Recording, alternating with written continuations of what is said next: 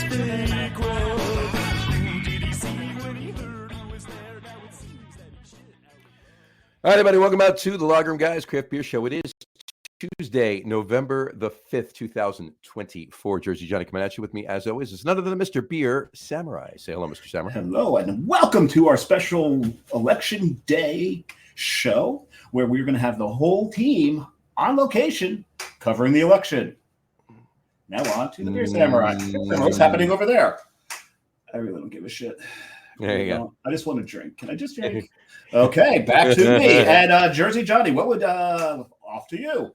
Yeah, I'm drinking too. So I started already though, but that's right, and that ends our show. That ends our. It doesn't end our show. It ends our coverage of this election. There you go. The only thing we care about is that you did this. Yes, yes. Mine's up there. I brushed up against something. Yours died and went to heaven? No, not up there. Up there. It's sitting right there. Here, I'll pull it down for you. Hold on. Oh no! I'm not showing you mine. All right, fine. I already showed you mine. Never mind. It says I voted right there. Oh, excellent. Good for there you go. I actually. What? Somebody gave me one of these too. Okay, actually, I had one on my desk actually from last year, sitting on my desk. Sitting on your desk. Right there. Yeah, you cleaned so often. I remember you showed that last year. And somebody gave me this. There you go. All right. So, those of you listening to the audio podcast want to know what I showed. You better tune in right about 2 minutes into the podcast. There you go. Ruh-roh. All right. What are you eating there, sir? Well, what I'm doing is cleaning up the Kung Pao chicken that I just built all over the. You're supposed to eat it, not spill it on the floor. Well, you do have a dog now, so. Yeah, but for the puppy. There's the other chopstick. There you go. Very sensitive. Tummy. The dog or your chopstick? Yes. Oh, the dog. Right, here you go. No, I'm eating some Kung Pao chicken. And did you take that out, or did you make that at home? No, it's takeout. Okay, and why? Happy National Chinese Takeout Day, folks. Happy National Chinese Takeout. Everyone knows this stick by now. You know. And so it's National Chinese Takeout Day, so Dave is eating Chinese takeout. There you go. Mm-hmm. But it's also National Donut Day. It's also National Donut Day. Happy National Donut Day. I am eating a donut. There you go. So. There you go. Mm-hmm. So we're just going to have... That was made clearly at about 6 o'clock this morning. Yeah. So we're going to have radio silence here for about 5 minutes while we... I'll eat the donut throughout the show while you're talking to the guest. Oh, okay. That's right. We never do that. Yeah, we don't. I never get to finish what I'm eating. You finish what you're eating. You're just sneaking in every now and then. It's also Flux Capacitor Day. And why is it Flux Capacitor Day? Because November 5th, 1955 was the day that Doc Brown invented time travel by falling off of his hanging clock, falling off of his sink, hitting his head on the toilet, and when he came to, he had a vision of the flux capacitor. That's right. Mm-hmm. Ding, ding, ding, ding, ding, ding. 5 points to Johnny. 5. I get 5 points. All right. I now have a total of 5 points. Yeah. There you go. Yes, you do. All right. Anyway, enough about that. I am thirsty. I'm so fucking thirsty. I'm thirsty. Let's bring the guest on and commence drinking and talking, of course. But especially drinking. Especially drinking. There we go. So, folks, please welcome to the show today, Mark Costa from Varitage Brew Works. Brew Works. Hey, I did the same thing people do to us. I call Yeah. It's all good. Varitage Brew Works. Yes, it's not Coastal Beer Works. It's Coastal Brew Works. It's not Varitage Beer Works. It's Varitage Brew Works. So There you go. So yeah, got it now. I got it down. Yes. Okay, good. I'm a victim of my own stupidity. Exactly. Mark, how are you today? I am good. I need a beer. I thought you'd never ask. That's good way. Mark, what are you drinking? What's your first beer? Get right to I got some of our Pepito Pills, the Italian Pilsner. Very nice. Yeah, it's fitting today. It's soccer season for me, so soccer season. Who's your team? I'm a Man United supporter. Same here. It's not been good lately, has it? Has not been. My whole good chunk of my family is from Manchester, so cool. Believe it or not, one of them roots for Liverpool. Oh no one speaks to her anymore. Nobody roots for Tottenham though, no. No. Not the Oscar. Yeah, I also coach high school soccer, so I just got home nice. From the field. So So you're one of the few people that I can actually successfully explain offsides. Yes. I would hope so. That's a rarity in this country. Yeah. This is true. I'm sure the parents on the sidelines prove that almost every single game, right? Yep. What are you drinking there, Samurai? Well, Johnny did a trip up into New England. Every time Johnny does a trip into New England, he comes back through Treehouse. And oddly enough, directly through Treehouse. Right, he does. It always happens that way. It's a beeline, and he always makes a mistake of asking me, "Do I want him to mail me anything back?" The answer is always yes. But I was kind to him this time, right? It was only one case, not 2.5 cases. It was just over one case. It's usually 2.5 to 3 cases. What I've got here is Treehouse. It's from their Carn series. This is Mount Marcy. It's a pretty can. And I want to start here because this is of the 3 beers I'm drinking today, what they're named after. This is the only one I've been on. I've been on top of Mount Marcy. It's the tallest mountain in New York. Now, Mount Marcy, right? Also known as Tahawas. No, but Mount Marcy, isn't that what Shaggy wanted to do? All right. Okay, but I had to say it.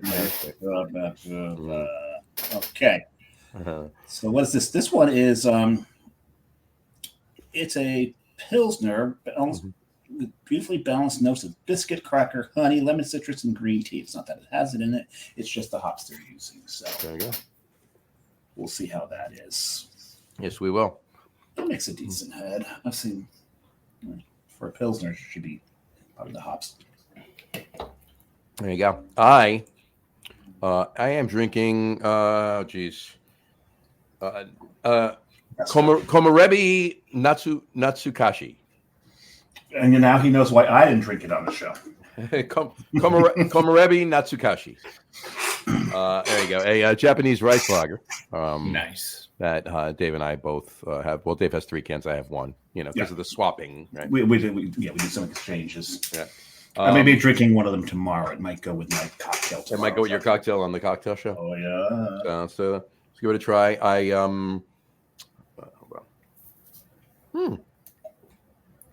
Very nice. Oh, that's very nice, actually. Wow. Yeah. Imagine that. A good beer from Treehouse. Imagine. Funnier things have happened. All right. We have 5 comments. 6 now. 6 now. Brian Boak said, cheers. It's a whiskey night tonight. Cheers. Cheers, Brian. We just Dave and I were just with him on Sunday at the debacle in the Meadowlands. The tailgate. Better known as yeah. At least we had the tailgate, right? So there you go. That was not a debacle. There you go. I'm going to skip over Beer Jesus' comment for a minute just to get to Ellen Grader. She said, cheers from the anchor. Everybody is out for Lisa's birthday. Say happy birthday to Lisa. Happy birthday. Happy Cheers. birthday. There you go. Cheers. All right, let's get back to Beer Jesus says, hey everyone, salutations. And he drank today. There you go. I love it. That's great. I love it. And Lisa Beer Jesus says happy birthday too. There you go. Yeah. Whatchamacallit? He said, he said something about voting or whatever in 2024, but I'm not sure what that means. No, he doesn't want anybody to vote in 2024. I know. I was kidding. Yeah. Nobody vote 2024. Nobody. Oh, I get it. Nobody vote 2024. I get it. There we go. Just got done finishing my English style pot roast. I know it's early, but banana peppers and a roast to marinate with smoked porter. Nice. Let me get that. Been marinating at 9 a.m. this morning. Pilsner and green tea notes. Weird must be English hops. Weird. And Brian Boak then says, the tailgate had reasonable food. Yes, I would say. I would say it was quite reasonable. I hear the lamb chops were quite spectacular. I heard the lamb chops were quite spectacular too. No, I actually had one. So we say some for you. Yes, this is true. Al Gattulo chimed in. Happy birthday to Lisa from Al Gattulo. He's not drinking beer. He's hydrating though. Enjoy the Treehouse Samurai. We're both drinking Treehouse, but thank you. We are, yes. Well, he doesn't want me to enjoy it. And then Lisa says thanks. There you go. Awesome. Okay. All right.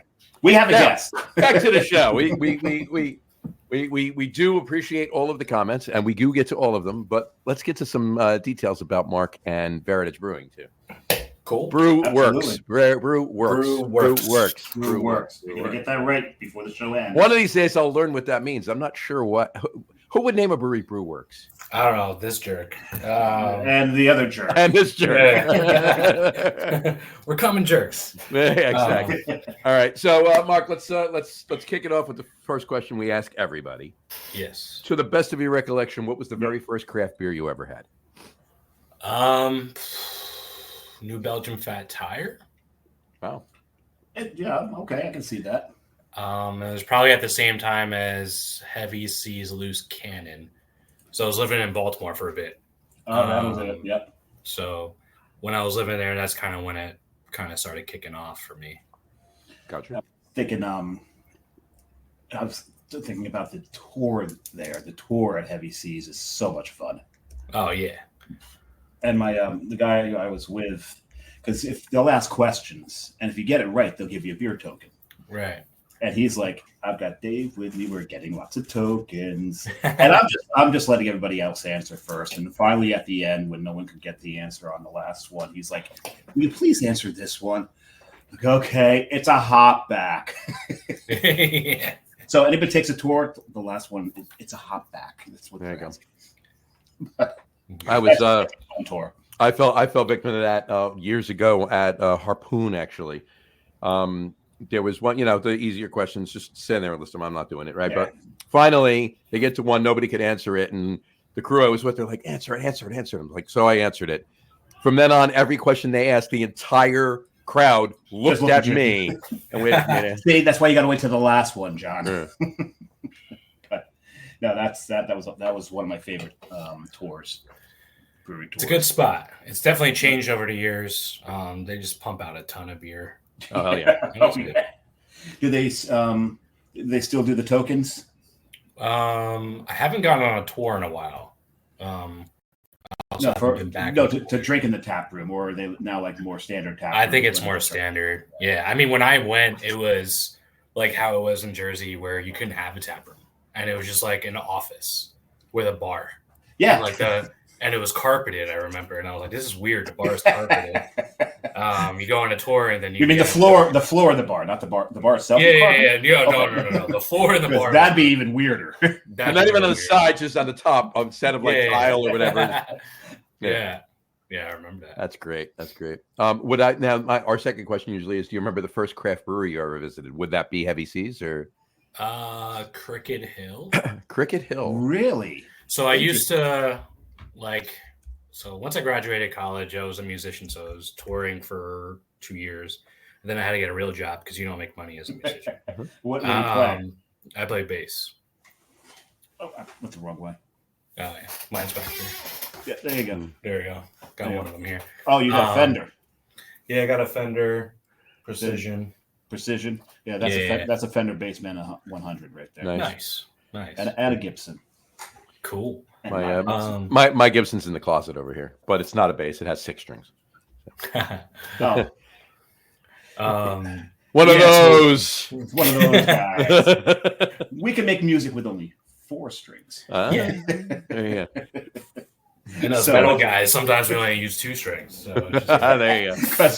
I know some bass players that use 1 string. All right, they don't get above A flat or B. Right. But I also know some bass players that play so damn hard they're forced to only play on 2 strings because they broke the other 2. Other 2, because they're snapping and popping and. Yeah. Anyway, you were saying. You had a real job. Once that dream died, then I joined corporate America, and my office was on the same block as Cricket Hill. You worked in Fairfield, okay. Yeah, so we popped in there. And then I think New Jersey during lunch break, during cigarette break, a little happy hour after work thing. Around what? Just out of curiosity, I'll tell you why afterwards, or Dave will tell you why afterwards. But about what year was that? No, you can tell. 2011. Okay, all right, fair enough. You'd moved on, John. Just after that, though, they're still there. Yeah, I used to work with Cricket Hill too. So. Cool. Yeah. But I don't think I knew that about you. Yeah. He doesn't brag about it. Oh, please. I love Rick. We all love Rick. I love Rick. Who cannot love Rick? Yep, absolutely. I'm not going to bore everybody on that watches the show with the story, because anybody that's a longtime listener has heard the story at least 7 or 8 times. So I'll tell you about it after we sign off. Yeah, remind them. I'll remind me. Yeah. And But anyway, and I'll take a nap. And you'll take a nap. Exactly. So, all right, cool. Cricket Hill, awesome. So when did you go from liking craft beer to saying, geez, I want to make this a career? There was a lot of detours in between. So I got exposed to different, let's call it different beer that's not, Budweiser or whatever, Pabst, from touring. Sure. So I play in a band with a guy named Casey. He's actually a Seven Tribesmen salesman. And I used to make fun of him when we're on the road. I think I know Casey. Everybody knows Casey. Yeah, I was saying. So I used to make fun of him for drinking weird beer while we were out on the road. And then I was like, all right, maybe you're onto something. Did he work at Dog and Cask? Yes. Yeah, that's how I know Casey. Yeah. Oh, he's probably the biggest beer snob I've ever met in my life. Yeah, he's kind of a jerk. Yeah, he you said it. My friend Leon was friends with Casey. He's a good guy, but this is partially his fault. So then once I came home and then went to the breweries, seeing that that's an actual thing, there was always something planted in the back of my head, because I'll kind of back up real quick. When I was younger, my older cousin, I don't have any brothers, my older cousin, his family had a house down in La Valette, and he is really good friends with Mike Kane. Okay. So Mike used to come over to the house. So they surfed together. Yeah. So he would come over, and I was in like middle school then. And I would see Mike bringing in these jugs of beer. He just had growlers. Well, back up a second. You were in middle school when Mike was brewing. Yeah. Not in Kane, just brewing. Not at Kane. Oh, thank God. I'm like, how old are you? 22? He said he was going to Cricket Hill in 2010, 2011. Okay. Mike didn't open until 2011. John, what's the rule on the show? No math on the show. No math on the show. I'm not mathing. I'm too tired to math. Yeah. So I found out that Mike actually made that at home. It was before he started Kane. So that I always thought that was awesome. That was my first intro to, you could actually make beer at home. So that was always in the back of my head. And then, thank you, Jimmy Carter. Yeah, exactly. Yeah. Weren't we talking about this? Favorite presidents? We're not going to. There's one of them. There's one. So, and then once I came home from being in the band and seeing other breweries, kind of evolved. My wife and I, my girlfriend at the time, we got our first apartment, and I started brewing on the stove just for holidays for family. How many spillovers did you have that you had to maybe 2 or 3 in the apartment. But my wife was a trooper, and she was like, all right, no problem, keep going. And it came out decent. Yeah. What was the first beer you brewed on the stove? Yeah. It was a red ale. Really? That's you don't hear about that too often. No. My first was an oatmeal brown. You don't hear about that either. So. Mine was a chocolate stout. Yeah, I knew that. Yeah. Nice. Yeah. But so then it snowballed from there. Gotcha. As it tends to do.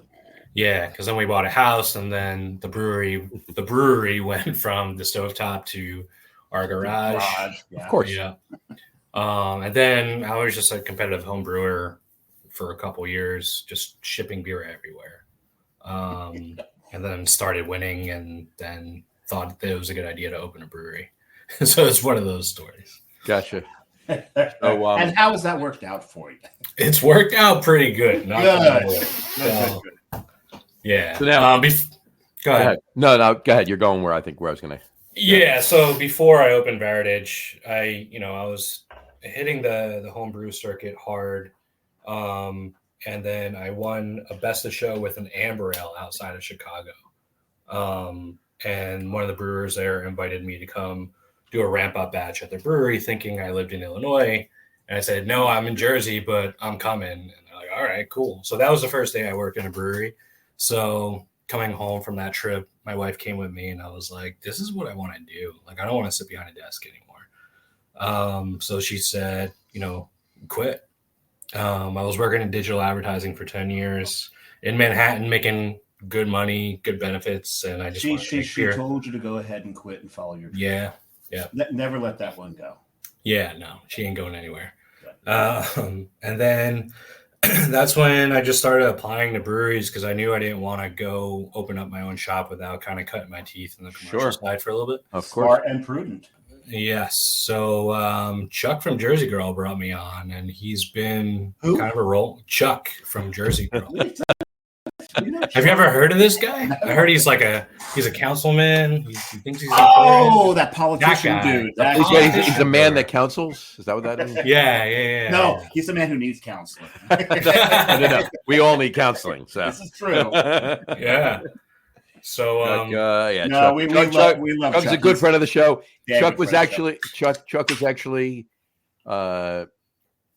which one? The can crack distracted you. The can crack distracted me. What was that can crack from? Oh, it's from my next treehouse. You're there already? Damn. The next. There you go. This is more of the Karn series. I know. I've not been to Katahdin. I need to get there. You get there. It is I was one going of to the say, terminus of the Appalachian Trail, by the way. Chuck was actually the second guest that we ever had on the show over 4 years ago. That's awesome. I think that's how I met you, John. Yeah, I think I met you in the tap room. You met me in the tap room up by Chuck. Yeah. So. I think if we ever met, it was probably at one of the festivals. Yeah, probably AC Beer Fest. I saw you guys there. Yeah, we were definitely there. Yeah, that's probably where. Not this last one. The one prior to that was when I was.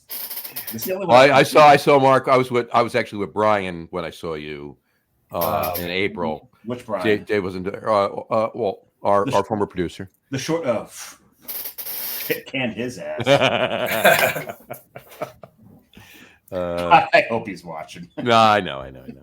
But whatchamacallit, we actually fired him and tripled his pay at the same time because it's all the same. Because we don't pay. Anyway, we would triple his pay, cut his pay, we'd fire him, rehire him. But exactly. he's just been absent on the job for the past year and a half? At least a year and a half, if not longer. At least a year and a half. Yeah, I mean, if you don't show up to your work for a year and a half, chances are you're getting canned. You know. But in any event, whatchamacallit? Yeah, so Chuck was the second guest. The first 8 shows we did was just Dave and I, no guests, and then we branched out into having guests, and that started just about 4 years ago. There was another gentleman that we can't say his name on the show 3 times, who was the first guest, and then Chuck was the second guest. We'll say it once. We'll say it once. Augie Carton. I was just gonna say Augie for some reason. Yeah. We can't say it again now. We've said it twice. Yeah, that's twice. We can't. So from now on, we'll just refer to him as Ego with legs. There you go. He's whatchamacallit? It's a Beetlejuice thing. Another story which has been said a million times on the show. Tell you later. Yeah, we'll take it. 27A. 27A, and just in general on the show has been mentioned. So, just Cricket Hill, and there you go. I wrote notes of things we got to talk about. This one, oh my God! So, let me put that up. So, what you're drinking, Katahdin, right? Yeah, Katahdin or Katahdin. I don't know how it's pronounced. I say Katahdin. So. I say Katahdin. You say Katahdin. We all say Katahdin. Let's call the whole thing off. It's interesting because it's. Katahdin's in Maine, but they're using hops from the Pacific Northwest. They put Simcoe in this. Right. Is there malt from Maine? Is that why they call it Katahdin? Or yes, the malt is from Maine. It's from Lisbon Blue Ox in Lisbon Falls. Yeah. But man, there's Simcoe in this, and you're thinking Simcoe and a Pilsner. Can you taste anything else? Probably not. No, they absolutely control the hopping on this because they're fucking treehouse. And this has got all the notes of Simcoe. So you got that little bit of skunk. You've got some grapefruit. You got a ton of, there's pine in it as it should be when it's a Karn series. But you can still taste the cracker of the Pilsner. Yeah. This that's impressive. That's impressive. You're gonna enjoy this rice lager. I'm really digging it. It's super sweet. That's really impressive. And I can't wait to get back to the Marcy one because I think I just drank it too damn fast because I was too damn thirsty. But this one's impressive. Yeah, sure. Uh-oh. Yeah, Is that the dog? Yeah, dog's probably getting yelled at. Just looking back at this, Al said, please enjoy your treehouse, Sean. You never asked me if I want a treehouse. Oh, there we go again. I know. Al did tell me that. You never asked. You didn't call me. I'm like, oh, he gets beer from all over the goddamn planet. No sympathy. No sympathy.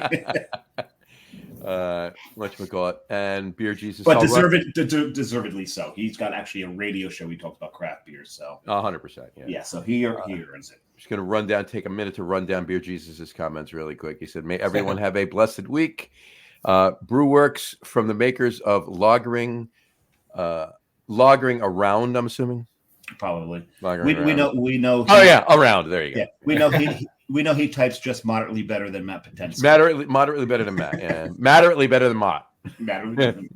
Dyslexia can be cured. First, never mind.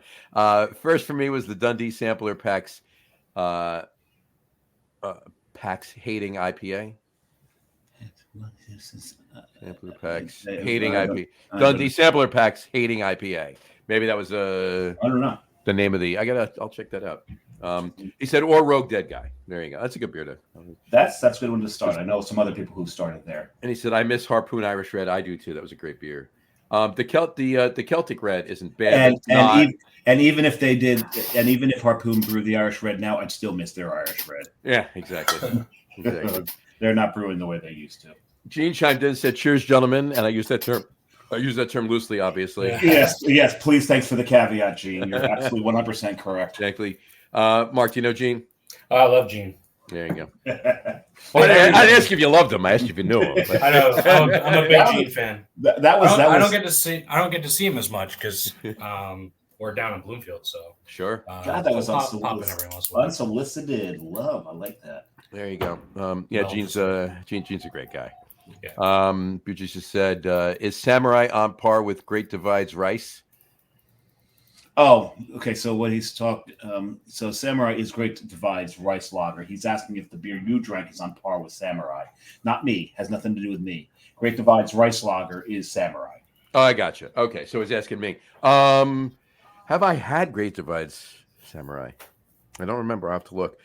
One way or the other, this is fantastic. It's probably, I've had it. And you know what?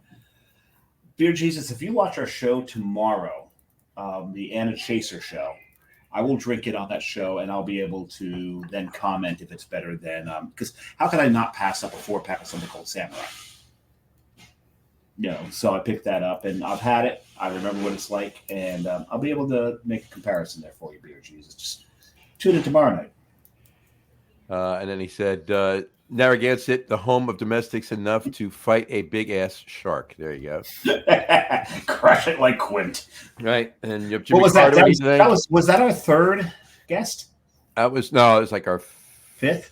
Fourth or fifth. No, because Matt was the third guest. That's right. It's fourth or fifth guest. Fourth or fifth guest, yeah. It was Sean Lapolito from Lops Brewing, and our top threes was top 3 movie moments in beer history. And his because he's from Rhode Island, Lops Brewing is from Rhode Island, his number 1 was Crush It Like Quint. Right. And I mean, all 3 of ours would have been Crush It Like Quint, but we let him have it. We took other stuff. Beer Jesus said, thank you again, 21st Amendment. He said, Beer Wars with Darth Brewer defying gravity and broke Skywinder. I don't know those. I don't know that, but I definitely want to. Yes. Like that. Whatchamacallit, just going through. I need consulting to Alcoholics Unanimous. Okay. I will gladly guess next week we should do Great Lakes Christmas Ale. There might be one of or a couple of those drank on the show in 3 weeks on our holiday beer show. The Thanksgiving week we do our holiday beer show, Beer Jesus. So watch every week, obviously, as you do, and thank you very much. But definitely watch that week because that week is all about the Christmas ales and the holiday beers. But we will find a slot to get you on, Beer Jesus. Absolutely. And he said Yakima Valley hops I always confuse with Chinook and Centennial. And then Dave Camp said Can this pod go until midnight? It's better than TV. He said. So basically, tonight we're caught up. We're the distraction. We're the distraction from TV. So from the election coverage. That's why I was making fun of it at the top of the show. Yeah. And I was serious. I don't care. Can we still drink beer? Okay, I'm good. Maybe I'll actually cut this out and wear it. There you go. I farted. So Mark, the name. Yes. That was next. Yeah, go for it. Varitage. Where does it come from? It comes from the fact that trademarking in the U.S. sucks for breweries. I was wondering. Because my home brewing handle was Terra Costa Brewing Company, and I wanted to use that.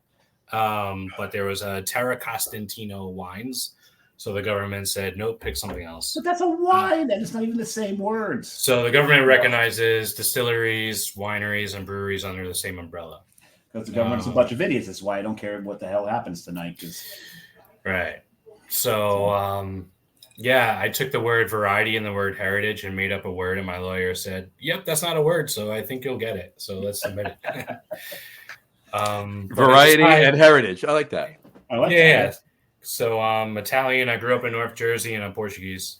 So we kind of tell like all Italian and Portuguese and grew up in North Jersey. Yeah, I know, right? Oh, okay, so you're of the Taylor ham. Oh yeah, 100%. Yeah. So now, yes, because I grew up in Taylor ham, and I now live in Pork Roll. Dave grew up in Pork Roll and now lives in Taylor ham. Ah, that's tough. Yeah. Yeah, so I really have to. The thing is, if you're down in Pork Roll and you order something and you order Taylor ham, they're not going to knife you. Right. But if you call it pork roll up in Taylor ham territory, oh yeah, bad idea. Yeah, there may be blood. There may be blood. Look, I figured out a long time ago. It's easy peasy, right? No matter what you call it or how you feel about it, it doesn't matter. If you're in Taylor ham, order Taylor ham. If you're in Pork Roll, order Pork Roll. That way you get what you want. One of the most delicious breakfast and save the arguments for Facebook. There you go. That's what Facebook is. That's what Facebook is. Anyway. Mark just cracked his second. Yeah, I did. You need to respect the can crack. I do. I want to ask him what is that second? What is that second beer? We have our Oktoberfest, the last of it. That's the last can. I have a couple more cans left at the brewery, but there's no more kegs. And I blew through 10 barrels in 3 weeks. Very nice. Yeah, went quick. Pretty quick, yeah. The past couple of weeks have been pretty nutty over here. It's a good problem to have, but well, actually, a little bit of nutty character in an Oktoberfest is expected. Right. Yeah. See what you did there. Yeah. So how big? So is that that's a Märzen? Yep. Nice. How big a one? It is 6%. 6. Very nice. Yeah. Just I like how it came out. It was our first one, so sure. Now, we'll talk about that in a minute. I'll just throw mine up here really quick. My second beer here again is from Treehouse. It's Old Hat. Nice. It is an American amber lager. Love me some ambers. Yep. Gotta love it. And it's like super ruby. Oh yeah. Nice. And I put it in maybe not proper glassware for this particular brewery's beer, but Oh, that's tasty. Very nice. Nice, yeah. Malty, little nutty, little toffee. I don't know where Dave went. There he is. Where did you go? I hit the wrong thing and dumped out and came back in, and it took you really long to realize I was going. I was paying attention to my beer. I actually looked down and saw you text, "Can you let me back in?" I'm like, "What?" Huh? And you know what? The fact that you were concentrated on your beer rather than what was going on in the show, perfectly acceptable. There you go. Yeah. There you go. I'll allow it. I was having a conversation with Mark while I was paying attention to my beer. So, and that's all that. And I heard the whole thing actually there you go. because I was in the green room You were in the green room eating some M&Ms There you go. and Kung Pao chicken. And Kung Pao chicken. Isn't that what Eddie Van Halen did? Green M&Ms and Kung Pao chicken. I don't think he did Kung Pao chicken. No. It wasn't green. It was brown. Brown M&Ms. Brown. Do you know that story, Mark? Yeah. Yeah, That's Ryder. Yeah. That's a great story. And the thing is, it's like, man, what douchebag until you realize why they did it. That you come in, you see the bowl of M&Ms, and if there's no brown in it, you know that you don't have to worry about another damn thing. Right. They did their job. You got one job. Beautiful. There you go. All right, so you're working now. When you got the job at with Chuck up at Jersey Girl, your intention was to open the brewery. That was your plan. You didn't want to just start working in breweries and then go from there. The goal was, I'm opening, but let me cut my teeth. Yeah, and that's what I told Chuck in the interview, and he was like, "I'll help you with whatever you want, whatever you need." Like, that's the kind of guy Chuck is absolutely awesome like that, 100%. Yeah. I can't tell you how many sounding board moments there have been over the last 3.5 years. Yeah. Hey Chuck, what do you need? Right. Yeah. Reliable. Good guy. Absolutely. Whatchamacallit? So how long? All right, so you get the job. So how long did it take you to open? Like from inception in your mind to actually physically opening? So I was at Jersey Girl for about 2 years, doing everything from packaging to brewing on the tippy system, coming up with some new stuff, learning the canning line, cleaning tanks, learning how to not blow yourself up or hurt yourself, dealing with chemicals and all that stuff. But it's fun though when that happens. Yeah. Not for you, for everybody else.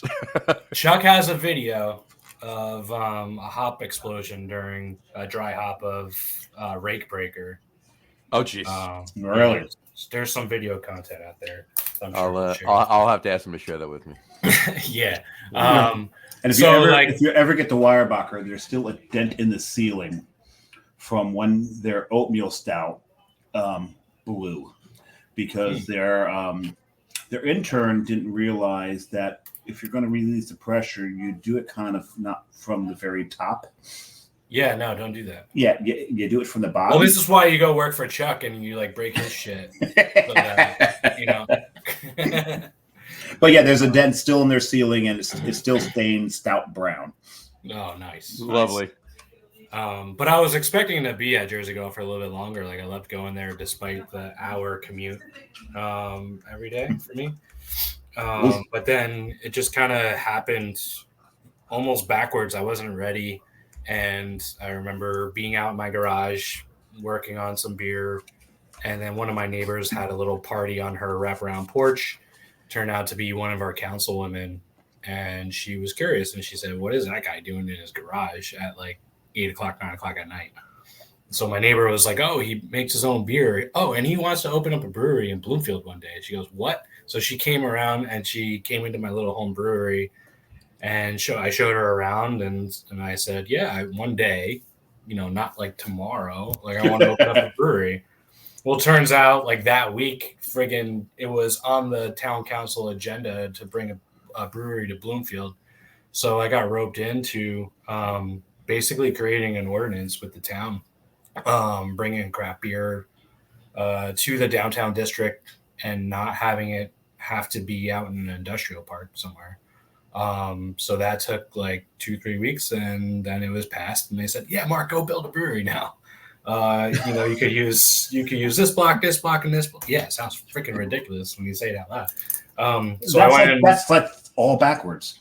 Yeah, it was backwards. It was my intention to open, but it wasn't. It kind of happened super fast. Well, that part did. So then I told Chuck, "Hey, this is what's going on." He's like, "I'm so happy for you. Yeah, just let me know.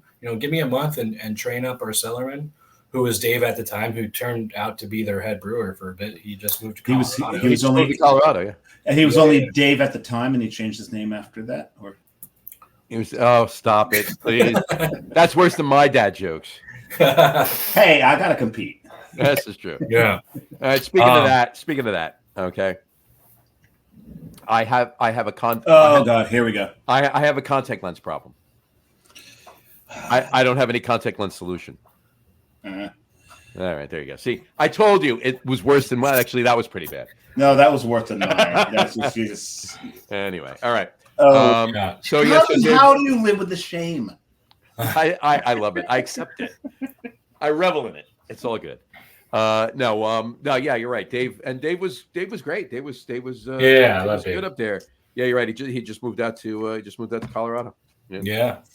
So he Oh, took my poor place bastard, and- Colorado. Ooh, Yeah, rough life making Yeah. beer in Colorado. You're sounds thinking- awful. Yeah, pretty shitty. Horrible. Yeah. So then, okay. So when was that in a relationship? Now, hold on. Let me cut one thing out here. Or jump ahead for a second. You just had your first anniversary. Yes. That was when? That was last weekend. So Last weekend. Yeah, October 26th. So the last weekend in October 2023, you opened. When was it that the bill got passed in Bloomfield? It was 2021. So a couple of years. Took a couple of years. Gotcha. And the crazy thing was, I anticipated it to take a couple of years. I mean, John, like these, you know how this goes. But for the most part, everything was like flying. And then we hit a crazy road bump with corporate real estate. So what happened was, signed a lease.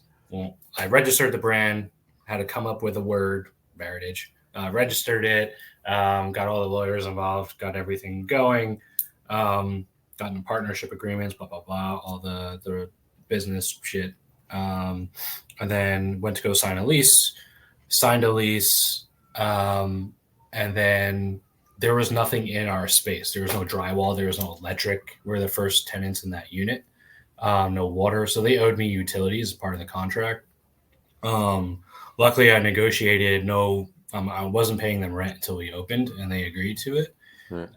And that saved me like big time. Oh, yeah. I bought my equipment. I was just waiting for them to start construction. They just started dragging their feet. This was St. Patrick's Day, I guess, 2022. No, 2021, St. Patrick's Day.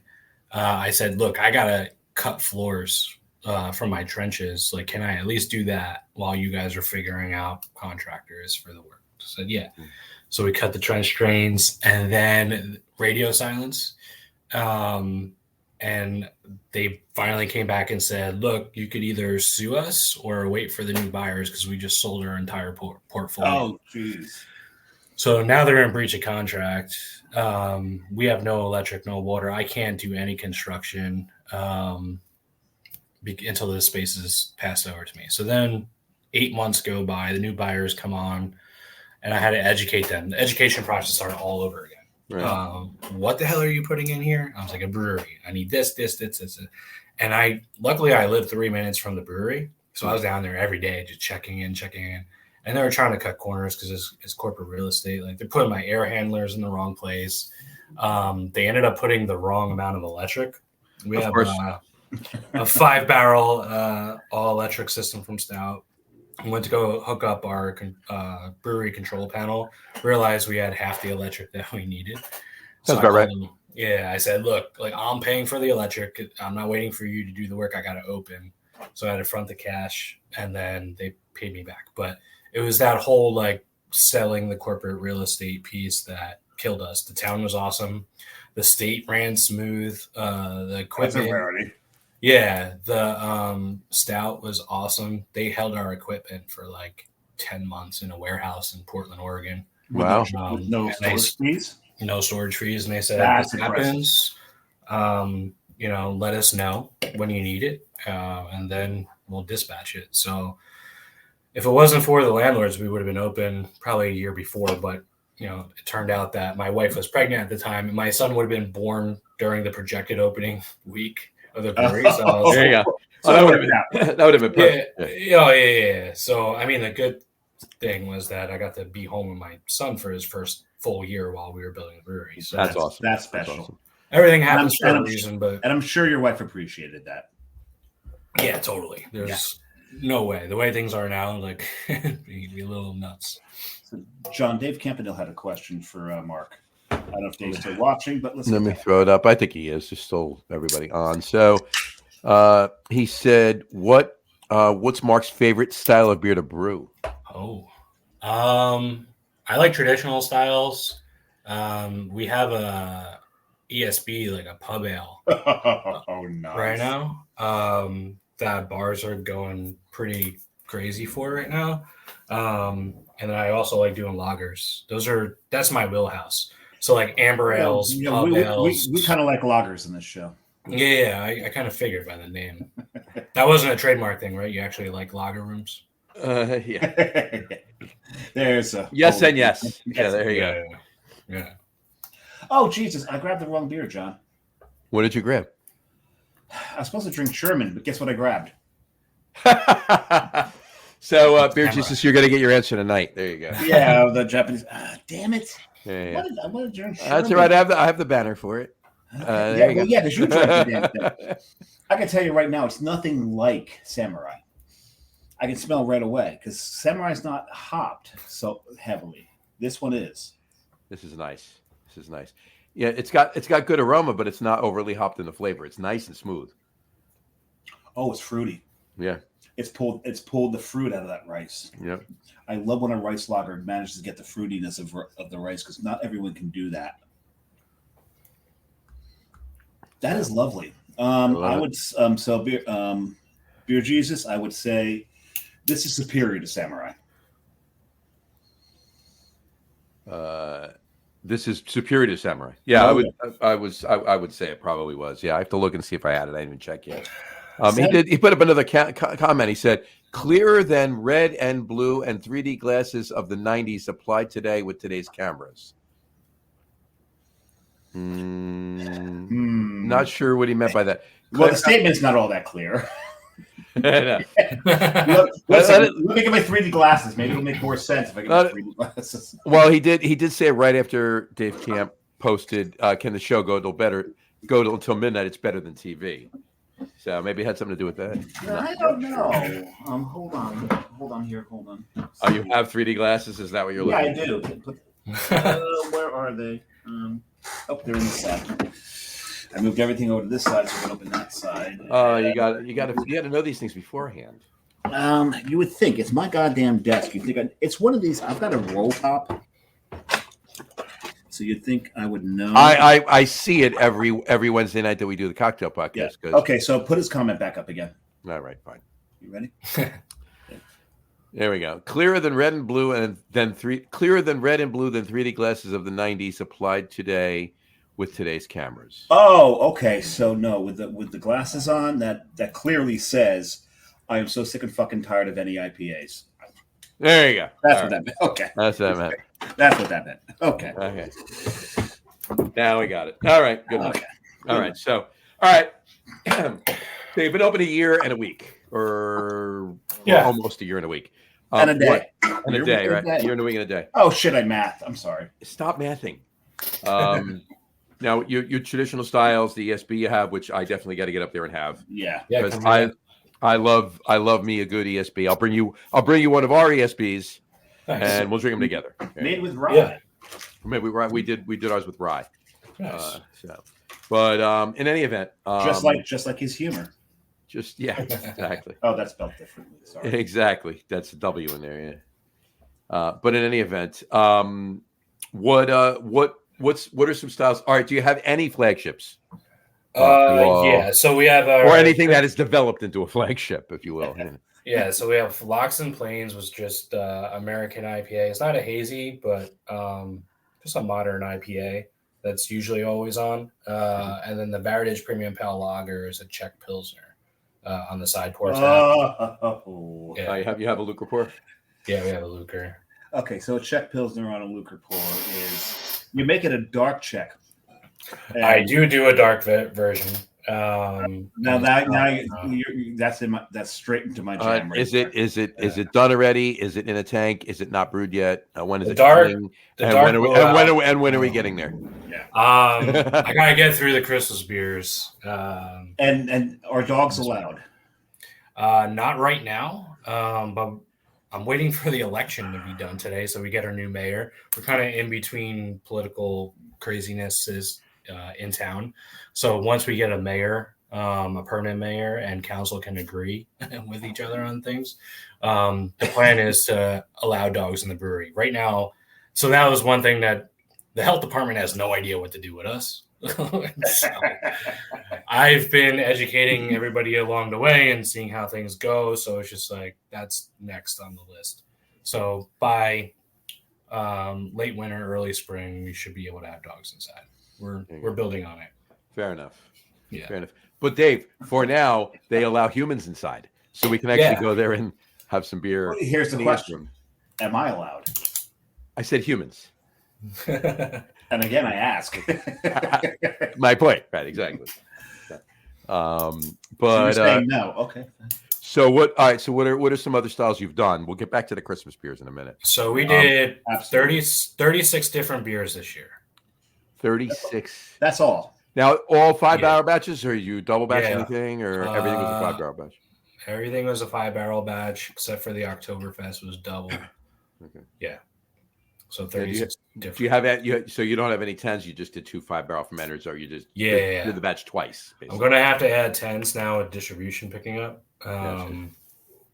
But we're just flipping tanks. How wide's your distribution at this point?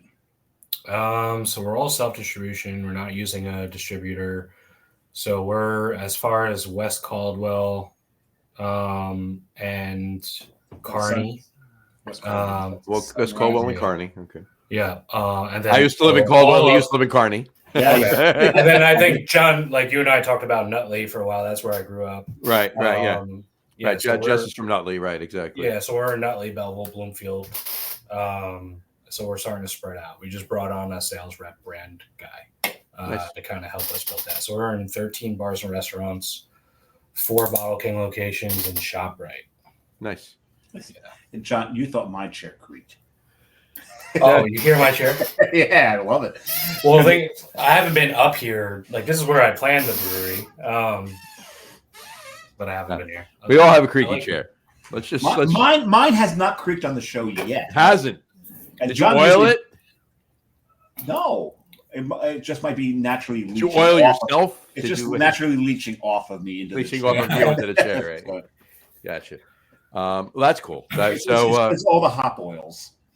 So you've gotten beer, I'm assuming, down into Cloverleaf if you went out to West Caldwell. We haven't hit Cloverleaf yet, but we're in Brook Tap House. Just took a keg. Sure. Oh, this week. Yeah, you got to get the Cloverleaf. Yeah. I got to talk to Ryan. Yeah. And then so that's awesome. And Kearney, Snug Harbor, I'm assuming. Oh yeah. So I know Al because Al's the best, isn't he? I'm a high school soccer coach, and I met Al because he was my ref. Really? That's right. He does ref soccer games. Yeah. So I was coaching, and he was running up and down the sidelines, and we are just talking about beer, and he was like, "This was before Varitage opened." He said, "Aren't you the Varitage guy?" I said, "Yeah, I'm the Varitage guy." He was like, "And this is why you're running back and forth." Yeah, he's running back and forth, and we were just talking about beer. Like, you got it. Like, aren't you supposed to be watching this game, man? Like, not when it comes to beer. Yeah, we can't. Some things have big precedent. The only issue I've ever had with Snug Harbor, I watched one of their bottle shares. They have some epic bottle shares there. Yes, they do. They bring amazing things. But there's one time where I'm sitting there, they're getting ready for their bottle share, and they bring food. And they open this huge pack of chorizo. And I'm like, how the fuck are you going to taste anything that you drink after chowing down on chorizo? Yeah. And just... some of the stuff that they opened was just the funniest thing, the best thing. I was out in the fire department in North Arlington. I grew up in North Arlington. I was in the fire department in North Arlington, and one of the guys was on just on my old company in North Arlington. He's a big craft beer guy, and he goes by Al. He goes to Snug Harbor all the time. Most of us that are into craft beer get big, yes, right. So exactly, and the best is when I stop by Snug Harbor and I drop off a couple of samples of a new beer for Al, and he's not there, and I leave him there. And then later that night, I go on Untapped, and my buddy Scott has had them at Snug Harbor that night. Yeah. So they become part of the bottle share. Yeah. That's Snug Harbor. Yeah. So Mark, cool spot. Yes, sir. We talk a lot about on the show at a brewery. There's so many ways to rate a brewery. There's so many things that go into that rating, into your feel of that brewery. The beer is one of the main things. The staff, but it's the the culture of the brewery. How would you describe the culture of your brewery? It's pretty cool. So sticking with the soccer theme, we are a soccer-centric brewery. Oh, really? Yeah, so we show all the games. We've been opening up early for the Premier League games. Euro Cup was so your town. What time do they let you open up? I mean, the bars in town, some of them open up at 7 a.m. So no one's yeah. I'll just say, because you talked about Baltimore earlier. One of my favorite moments I ever spent in Baltimore. My buddy and I looking for breakfast. We wander into Fells Point. Yes, awesome spot. And we hear this cheering going on. It's the morning. Yeah. What's going on Sunday? And there's this, and it's late fall, and there's this restaurant open. All the windows are thrown open, and all the cheering's coming from their slancha in Fells Point. Yeah, I know exactly what you're talking about. And we sat down. And we had breakfast. We had, in one hand, I got the coffee cup. The other hand, I've got a Guinness. Listening to everybody just rip into each other at the bar, and just had such a great time there. Actually, we wound up. What's the big in Fells Point? What's the big craft beer bar that's got like 100 taps? What's their name? I forget. I can't remember the name, but we wound up because we had an appointment actually to do the tour at Heavy Seas. Oh, nice. My buddy's like, if we don't leave now, we're not going to make it to that bar because we got the tour. I'm like, I don't care. I'm enjoying this place too much. Yeah. And that's, that was always in my head, seeing like places like that. And I wanted to do that. So you have that feel. That is awesome. Yeah. So when we first built the brewery, I had a bunch of soccer scars from traveling and just being a soccer fan. So I put them up on like PVC pipe, like a railing above our cold box. Max's. Okay. So Max's. That's it. Oh yes. I had to look on Untapped. So. Yeah. Yes. So we had one row of soccer scarves.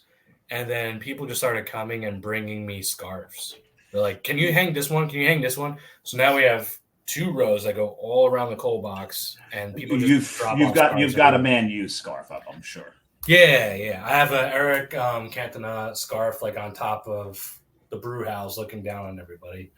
I love it. And a bunch of them. So we just started kind of building a soccer culture there. It started catching on very early on. And then we brewed a Kolsch for one of the Red Bull supporters clubs, Torcida 96. So the crazy fans that sit behind the goal that shoot off the flares. One of the guys in the club became one of our locals. And I remember sitting down at the bar at Varitage on Boxing Day, just talking. And I was like, "Can I make you guys a beer?" And he's like, "Oh, yeah." And so the guys in the club came down and brewed a Kolsch with us called Torcida 96. And then we released it for the Rebels opening game. So we were doing all of the away games on a 10-foot projector in front of our tanks. So that was the first one. And I didn't know what to expect. Like maybe 10 guys come, right? So it was a Saturday afternoon in March, and I went to go take the garbage out, and we have a parking deck attached to the brewery. And I just hear like singing, like soccer chanting. And I'm like, oh shit, what did I do? So later that day, you couldn't even step foot into the brewery. Like, it was shoulder to shoulder all the way through. And they brought the drums into the tap room, and they just bounced for 2 hours and drank, I think it was 250 pours of Kolsch in 2 hours. I myself can do that, but that's yeah. But it was I've been there. It's cold. Yeah, so it was awesome. So we did that throughout the whole season, and that's amazing. I picked up, and like even the players started recognizing the brewery name as like, oh, they do soccer stuff there. And then for the Euro Cup, I remember getting there. Like Italy was playing at like 1 o'clock. At 11 o'clock, there were a line of Italians down our street, waiting to come in. In Bloomfield? Really? Yeah, really weird. That's strange. Yeah. Happen. Come on. And the funny part was, like, I'm Italian too, so I appreciate it. They all had coolers, so I was like, what are they doing? What do they bring? So as they am I, and family in Bloomfield, and Right. You know how it is. So they rolled up in the brewery, opened up the coolers, all like cured meats and cheeses and breads. God. So it's kind of like if that happens again, you need to tell call us, me. please. Yeah. Just shoot me a text. John, meats and cheeses here. Come here now. Italian meats and cheeses. I'm there, and my partner in the next room will be like, "Yeah, we're there as well." She's half Italian. Yeah.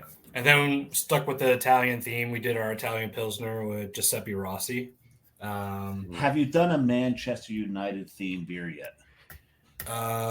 Yes. Our Irish red is called Kino. Kino? Yeah. Roy Keane. Roy Keane. Yeah. I was say, you haven't done one yet called Hair Plugs? No. He knows, Mark. Yeah. You got to do something in honor of Rooney at some point. Right. I will. Speaking of beer, really quick. You could call it White Pele, maybe. I don't know. White Pele. Yeah. White Pele. There you go. Well, that's the chant. That's the chant in Trafford. They say that's one of the songs when he came on the field. It's called White Pele. Cosmos. You're supposed to say Cosmos. Yeah, they don't do that. I'm doing that now. They don't do that in Old Trafford. They sing. You go back to the days and see Pele and Beckenbauer play in Giant Stadium. That was and Alberto, what's his last name? They had some stars in that team. Okay, so you opened your third, Johnny, and I just heard Mark crack a third. My third, I'll just throw it up because the head's leaving the glass here. But it's Ace in the Hole. It's a 5.2% pre-prohibition porter from Treehouse as well. You do not. No, you do not. I did not request that one. That's right. You did not request this one. There you go. So Ace in the Hole. And this one, I did finally go. Wow, that's nice and dark. With proper glassware. That's super dark, yeah. That's a little darker than most pre-prohibition porters. This is true. That's probably delicious. Oh, it's fantastic. Holy crap. Yeah. Super smooth, chocolate, subtle, coffee, dog. Dog's all of that. Yeah, there you go. She's like 8 months old, and she's got a indomitable will. This dog. Oh, I thought you were talking about Carrie, and like she's definitely older than 8 months. Oh, she does. She does too. So it's probably a great battle going on. There you go. Right, Mark, what are you drinking? More Italian Pilsner. More Italian. How can you go wrong? You can't. Yeah. All right. So let me ask you this: do your guests from other breweries, do they drink their own shit, or is it? Yeah. Oh yeah, all the time. Right. All the time. Yeah, cool. Absolutely. Because it's weird for me. Like I actually drank a bunch of the beer in the cold box during the anniversary. Some breweries come visit and they drop off some beers to share. Of course. So that's all gone. So I'm familiar with the process. Yes. So it's a rite of passage. Well, more often than not, the guests drink their own beers. Guests who've been on the show more than once tend to I'm drinking something else now. Yeah. Next time you come on the show, we don't expect you to drink your own beer. Right. The couple of good things that you just picked up, either from another brewery, they dropped it off, or you went visiting somewhere. I'll drink some of your guys' stuff. Yeah, because even Chuck doesn't always drink Jersey Girl on the show. No. He's had a Coastal on the show before. He has. Nice. He's had other breweries that have been on the show, and he usually lately when he comes on, he usually partakes in other just generically other breweries' beers. So. Yeah, we actually did a collab with Chuck for our anniversary. Very nice. Oh, that's cool. Very nice. So we brewed a quad. Ooh, very nice. Yeah. So Gambrinus, sort of for darker. Fruitier. So mine came out 11.5. His came out 13.7. No, his came out like in the 10s, but he has his version on tap. So he came to Varitage Brewed, and then I gave him some wort, and he brought back and fermented in the tippy with, I think he pulled off yeast from Gambrinus. and toss it in there. Makes sense. So that version's on tap at Jersey Girl, and then we have our anniversary quad on tap and in bottles at the brewery. Oh, that's pretty cool. So slightly different, but same wort. Awesome. That's awesome. Nice. Love it. Love it. So you were speaking about Christmas sales before. Yes.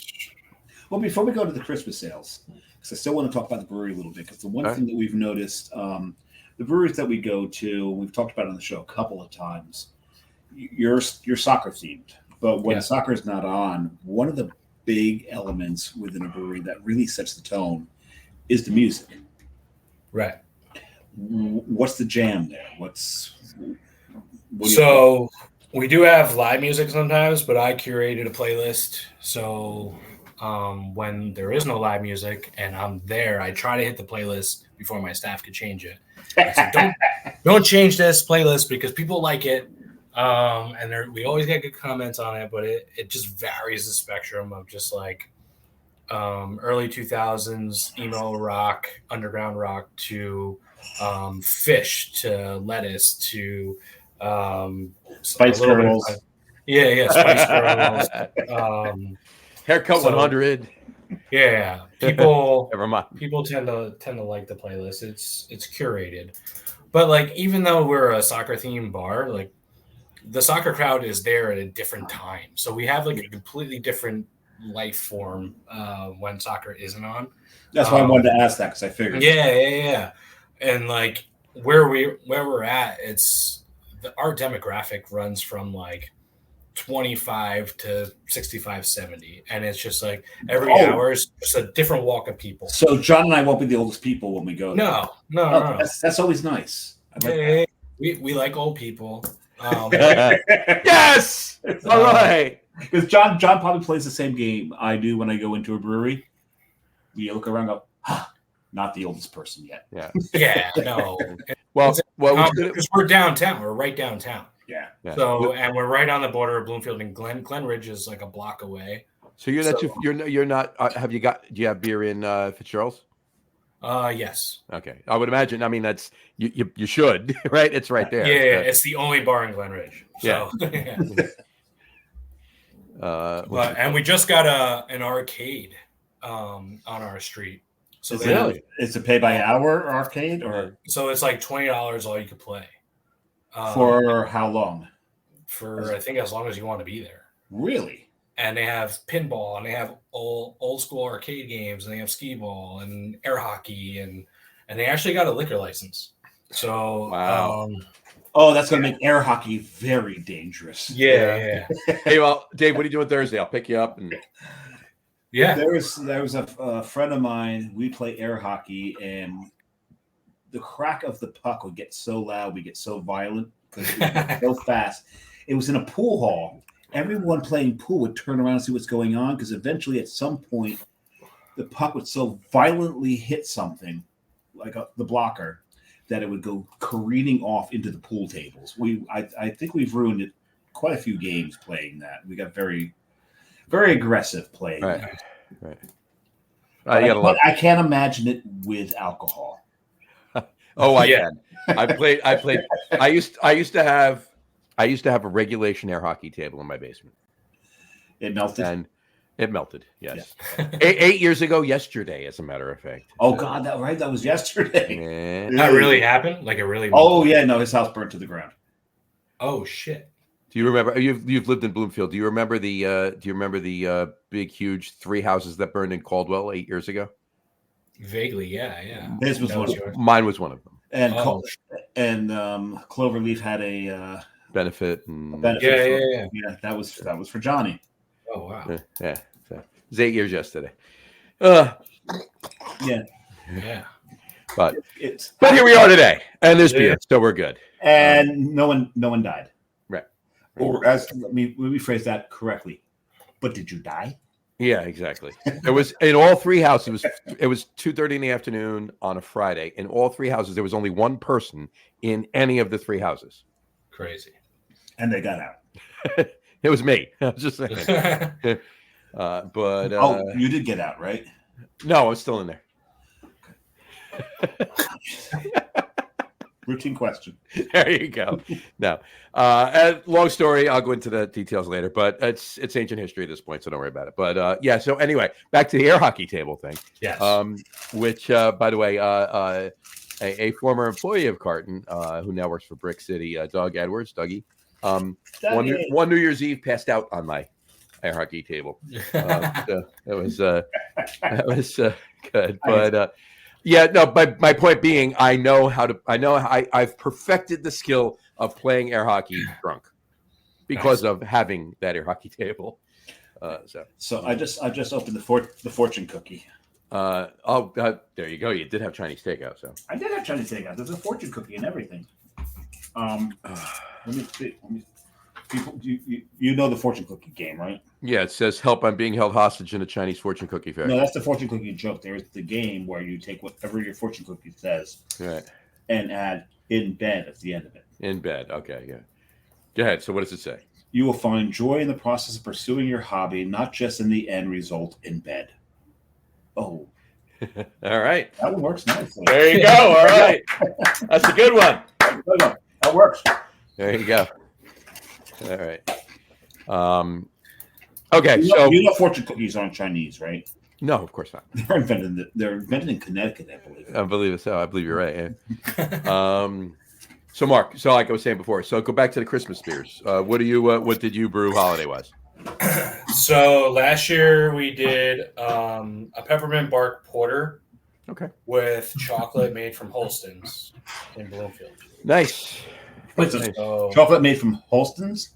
Yeah, so Holston's made the chocolate. I thought you made chocolate made from Holsteins, like the cows. No. They took cows, ground them up into chocolate, and yeah. Chocolate cows went right into the kettle. Chocolate cows, yeah. That's where they get chocolate milk from. So there you go. Right, exactly. So for those of you who aren't familiar with Holston's or Bloomfield, that's where they filmed the final episode of The Sopranos. That was in our town. They make their own chocolate, and it's awesome. So I threw a bunch of that in the kettle last year. Made a peppermint bark porter and just couldn't keep up with it. Like people were buying it by the case. We did 22-ounce bomber bottles of it, plus being on tap.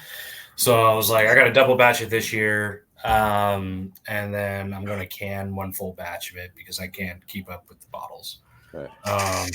So Chris, the owner of Holston's, dropped off chocolate today.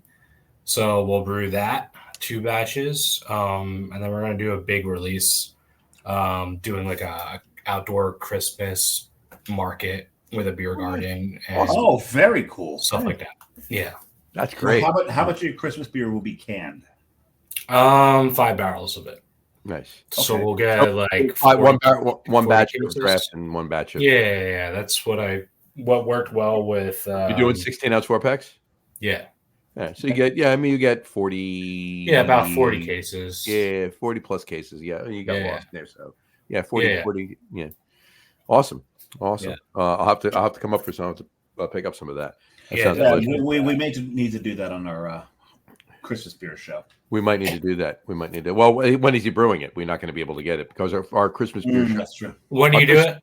3 weeks from tonight is the holiday beer show. But you know what though? I mean, we drink beers throughout December though, so we can do one of those. I can drink it on I was talking about the Christmas show with my brother. Oh, with your brother and Tony. Yeah, we could do it. That's the Monday with that week because the Monday prior. We move the show not Tuesday because Christmas is a Wednesday, so Christmas Eve's a Tuesday. So that week the show is a Monday. And John and I are busy cooking. And we're cooking then and everything else. I'm canning it on the 21st, so this is top secret information. Canning on the 21st of every November. Yeah. So okay. So anybody who's listening right now, close your ears. You didn't hear that. Yeah. Right. Trade secrets. So I'll be up. I've got my. I'm just looking. Thursday. I'll be up. So John, I did pull Sherman out. You did pull Sherman out. Yep. Was he in the bathroom or? Oh, you wouldn't believe the mess he made. I know. It's actually I've named him Sherman. Actually, that Giants gnome right there. His name is Sherman. Is Sherman okay? Is he a general? No, I just named him after Allie Sherman from the Giants. Oh, okay. So the former head coach for 12 years that got unceremoniously shit canned in the 70s. Yeah.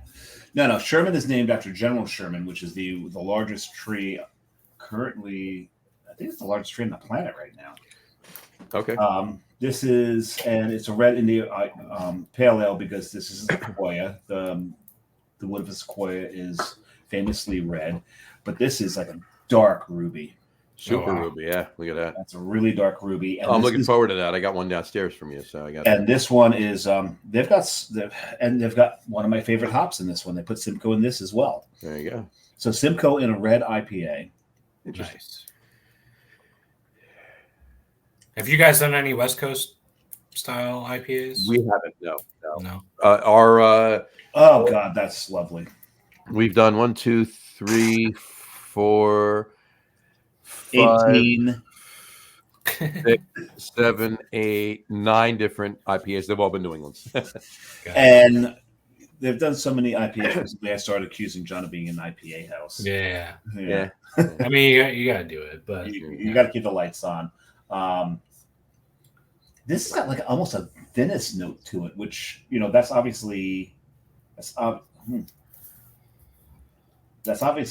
malts giving that slight Venice note. There you go. Very nice. This is lovely. Oh, there's Chinook in it as well. Well, there you go. And they use whole cones. Whole cone hops. There you go. Because they can. Speaking of fresh hopping beers, I'm looking forward to 2 weeks from tonight. What are you fresh hopping, Johnny? No, I'm not fresh hopping. I'm drinking a fresh hop beer on the show. Oh yeah? Yeah. From who? This brewery, and they're in Chico, California. They're also in Mills River, North Carolina. They do a fresh hop beer every year. Oh yeah. So the holiday beer show. It's like in celebration of the holiday. So here's the thing: this podcast actually changed one of John's traditions. It did, because John's first crack of a celebration, Sierra Nevada celebration, was usually on Thanksgiving. Thanksgiving morning, I put the turkey in the oven. And as soon as the turkey's in the oven, it's done. It's basted. It's done. It's in the oven. It's 8:45 in the morning. Or no, it's usually right around 9 o'clock in the morning. I time it. The parade goes on. I crack my first Sierra Nevada celebration. Because I've been up since 6, right? So I've eaten breakfast. I'm up 3 hours already. So it's not like I woke up, rolled out of bed, and cracked the beer. It's not that, right? But that's what for years, that was the tradition. Now, John's one of the few people that I know that has these beer traditions, that this beer gets drank here, this beer gets drank here. I like doing that. That's cool. I was going to ask you, what do you have? What are yours? Celebration is one of them as well. What else do I do usually? Shit, that's the big one. I do the celebration now, like usually Black Friday. Black Friday, okay. Black Friday, yeah. I wait. And then Great Lakes Christmas Ale. I like having a couple of those. That's a really good beer. Yeah. And Beer Jesus mentioned that before. Yeah. He did. I normally, like I said, waited till Thanksgiving, but the show got me because we do the holiday beer show on the Tuesday before Thanksgiving. So I now have my first Sierra Nevada celebration as one of my beers on the show that night. And my second one of the season of that year's batch, if you will, is on Thursday morning, on Thanksgiving morning. Nice. And I always save one, at least if I'm not, because I actually have years of you can actually it's an IPA, I know, drink your beer, but you can actually sit on fresh hop. You can actually sit on those celebrations. They actually do. It's a little uncomfortable to sit on them. But the cans make it easier. The bottles, they were bad because that bottle cap, the ridge. It's hard. But in any event, I always save one for our Christmas in July show the following year and have it then too. So. I think the only drink on a particular day tradition that I have was forged by this show, and it's drinking a Prairie Christmas Bomb on the Christmas beer show. On the Christmas beer show, before Christmas. And I'm working on building a vertical flight of these. I'm about 4 years back on it now. There you go. So eventually I'm going to have a flight of these that if I ever do the vertical flight all at once, if I build it too long, I'll be obliterated. I have, what should we call it? So Anchor Christmas obviously the last year they did it was 2022. Right? They're still. I've still got mine. We're going to get it this year, right? Are we going to get it this year? No, they didn't do it. They didn't do it. They're not going to do it this year, and even if they do it next year, you're probably not going to see it distroed outside of. I'm getting some next year. I don't give a shit. I'm getting some. No, I will. If I can't get my cousin to get me some in California and send it to me, I'll fly out there myself and get it. So, I already have arrangements with Kevy. Yeah. Well, Kevy's going to hook us up. We're good. Kevy what do you mean us? Bite my ass if Kevy doesn't hook us up. All right. You know damn well I will see Kevy. So next year you're going to see him. You're going to be out there. Yeah, I'm going to be out there. We're actually going to. Hopefully, we will do. It'll time out that we can do that. I think we'll be able to do the show from Almanac Brewing. Right. And Kevy should be able to bring in some people for this one. That'll work. And that's going to be a lot of fun. But I digress. I was talking to John, Brew Guru, the other day. I went through my beers. I have 2019. I have a Magnum of 2016, but I have a 2018, a 2019, a 2020. This is usually when he picks it up. You must have moved it. It's not. It's way back there. I'm not getting it. Okay. I have 18, 19, 20, 21, and 22. I have 5 years of a vertical, but I only have one bottle of each left, or so I thought, and that's what I said on the Christmas in July show. I found another bottle of 21. Oh, so nice. I will be drinking that 3 weeks from tonight, along with whatever else. So, nice. So I'm keeping the vertical. I'm saving the vertical until they brew it again, and I can have a couple years of that, and then I'm just gonna have them all. Back to Varitage for a little bit. Here. No, Varitage is the strip club downstairs. That's what I'm saying. It's Varitage. Heritage. Right there we go. Heritage. Yeah. So plans. You've hit your 1 year. Yeah. Most people, when they open a business, they've got a 5-year plan. Sure. What can you share with us? What are you looking to do? Are you looking to stay small at that 5 barrel? You looking to expand? You looking to expand your distro? Maybe another tap room here or there, or yeah, I mean, all of the above. If you want to get into the weeds of it, right now, I think we're in like a huge transition in the beer business. You think? Oh yeah. Right. I mean, you just saw like I was kind of surprised. Like Ashton announced that. Yeah, that's today. We'd had. I was with Steve all day Saturday. He said nothing to me. Crazy. But we've had whispers for about a week on that one. Mm. So right now, I think a lot of us, the smart people should be kind of, if it ain't broke, don't fucking fix it right now. Yes. And just kind of ride it out, because this shit happens. Like, you've seen it. Like every 5-10 years, something changes. And I think COVID really shook things up. So people are drinking less.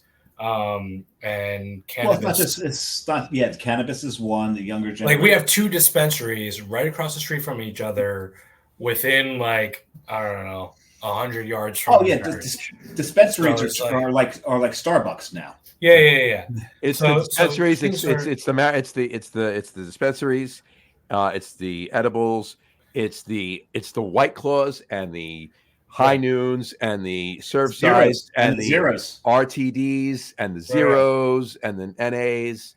And we all know this is going to change its toll. It's this. Right? So right now it's just about playing ebbs and flows. So we had a great 1 year, like fantastic. And then we're just going to kind of keep the train rolling, and we're flipping tanks right now. It's a good problem to have, and we're keeping up with demand. Yeah. Like we're just being realistic. Like, yeah, can we add a couple tanks? Sure. But do I want to write a check for another $10,000-$15,000 to add more tanks? No. Like, do I have to do that? No. Like, if someone has to wait for a keg of beer for a week, then fine. Like, that's kind of where we're at right now. Right. The smart breweries are staying constrained. Yeah, and I mean, I was brewing at Jersey Girl. Like, that's a big operation, compared to what I'm doing, 5 barrels. Sure. I'm still doing all the brewing myself. I do all the graphic design myself, all the marketing myself. So we're at the size where I could still do that while I enjoy it. And that's what I like to do. So I'm just going to kind of keep doing that, and see how things evolve. And there is new legislation that just got introduced. And like, this is a crazy concept of these like 15 satellite locations for breweries to open up in the state, meaning you don't need production attached to it. You'd have one production facility and have other. Yeah. So like that appeals to me, especially because we're that soccer brewery. Like I can tap into different markets and do small tap rooms and just kind of feed myself, you know. What are those towns that you'd be looking to get into? That has to be in the back of your head already.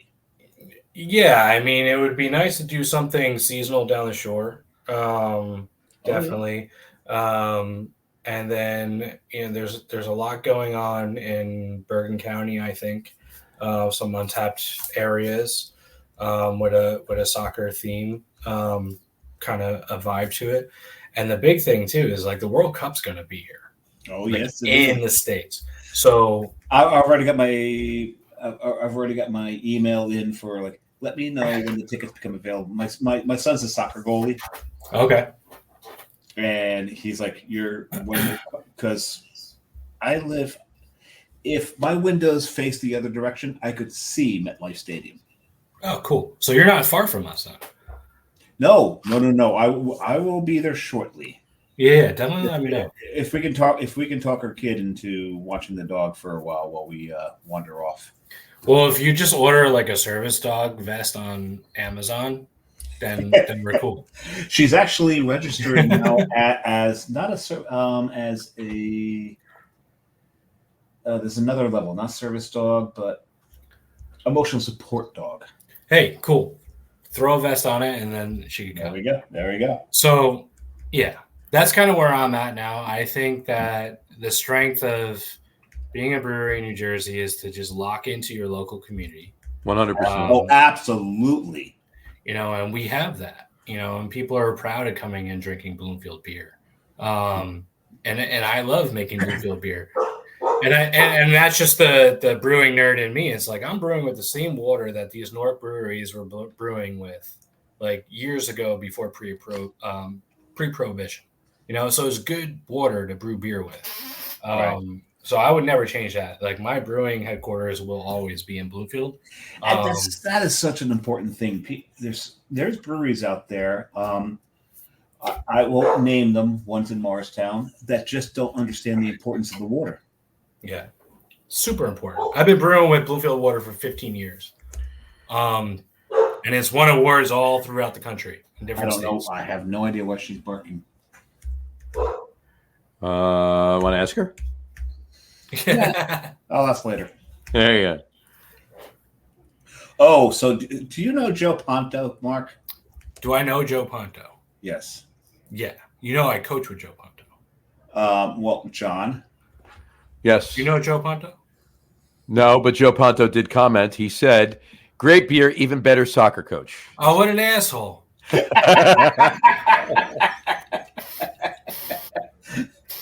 So we had a crazy game today. So it's the state tournament. Oh, nice. So we've been going since 4th of July week. So my days at the brewery, like I have to get shit done by 2:30, and then I got to run down to the field. So it's at this point in the season, it's like, all right, now we're getting busy. Like I got to be here, but it's a state tournament. So like, let's try to do this. We played Union City today. That's where I live. Really? No shit.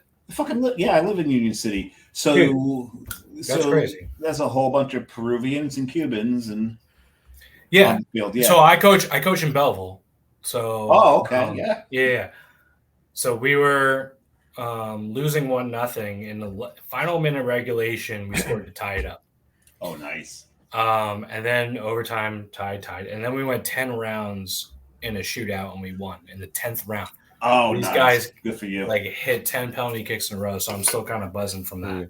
So I want to say this really quick. You grew up you spent time in Nutley. You grew up in Nutley, or grew up in Nutley. You grew up in Nutley. I'm a Nutley. And for those of you that know, if you know, you know, he grew up in Nutley, and he's the Belleville soccer coach. Yeah, that's bad. It's a little odd. Very odd. Yeah. And so is Joe Ponto. So Joe Ponto grew up in Nutley. There you go. And so his dad and my dad were our coaches growing up. So now we coach high school soccer together. So awesome. Joe Ponto, he's the head coach. He does all the paperwork and deals with the parents. I just go and It's coach. funny when my son played.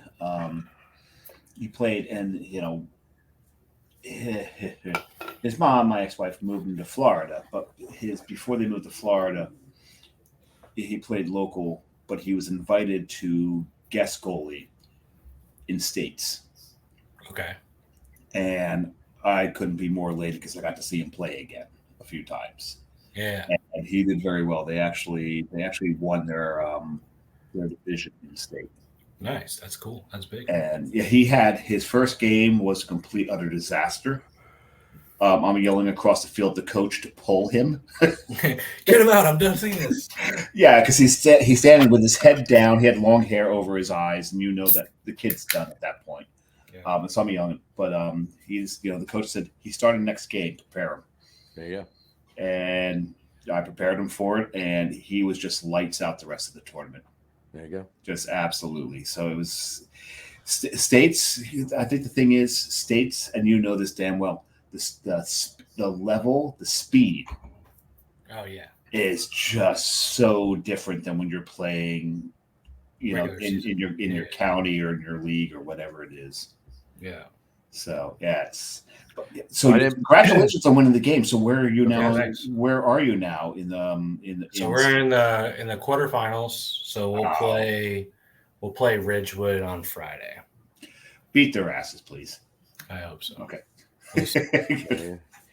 I remember playing Ridgewood when my son was in second grade. I was one of his coaches for football, and we that year when we played Ridgewood, we went up against the head coach of the It'll come. Yeah, no, I'm sorry. I'm enjoying this beer so much that I just got lost in it for a second.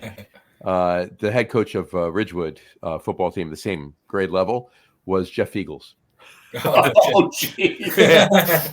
So I was coaching. We were coaching against Jeff Eagles. I'm like, okay. Oh, he knows kicking. Yeah, right. So Yeah. Mark, We actually won the game. That was cool. Mark, did I hear you crack another one? Yeah, just more Oktoberfest. Okay.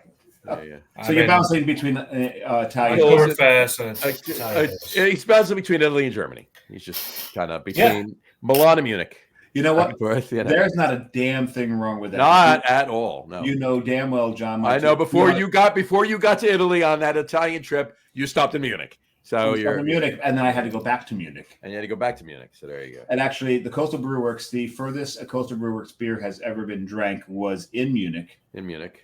On the show, we actually surprised John in this one because we're talking. It was Higgins Ale Works, and we're talking about this coffee porter that we're going to drink next. And he had no idea I was going to break out Nautical Twilight.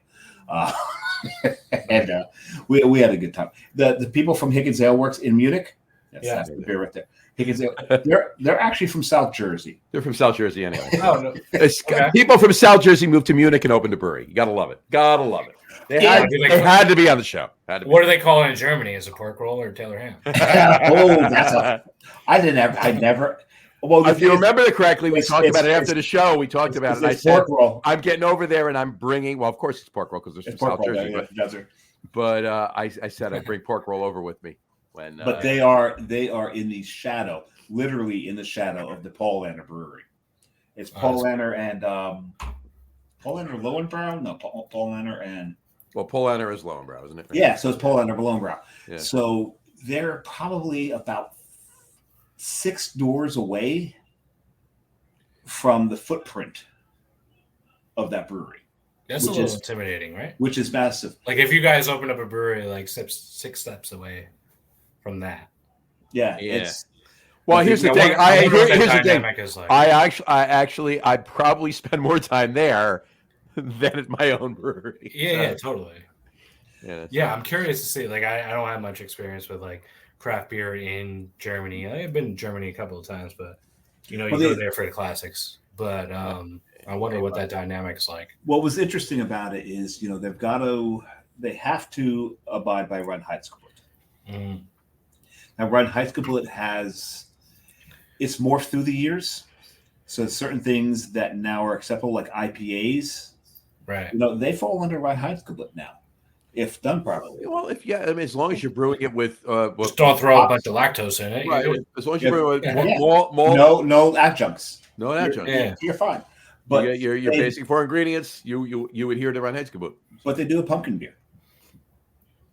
But they can't. Quick. What year was Reinheitsgebot? They can't call it beer. What year was Reinheitsgebot? So what do they call it? They have to. It was funny because we went through this. They said it in German, I speak a little German, so I'm like, you basically just said malt liquor. Yeah. And so John asked what it was, translated it directly from German. No. And so what year was Reinheitsgebot? What year? Oh, you don't remember years. It's just mathing, right? No, I don't remember numbers, period. Let's see if you get close. See if you get within 10 years. Let's see if you do. 1650. You are nowhere near 10 years. I know that. I don't know numbers. Can't remember numbers. But anyway. 15, 16. 50. See, I just inverted. There you go. But at any rate, but their most popular beer actually is their pumpkin ale. It is. Yeah, he said that on the show. Their most popular beer is the pumpkin ale. In Munich, and it doesn't adhere to Reinheitsgebot. So go figure. So they can't call it beer. As long as they don't call it beer, they can serve it. Doesn't matter. Right. Exactly. So anyway, I'm ready for a top threes. What do you think? I am.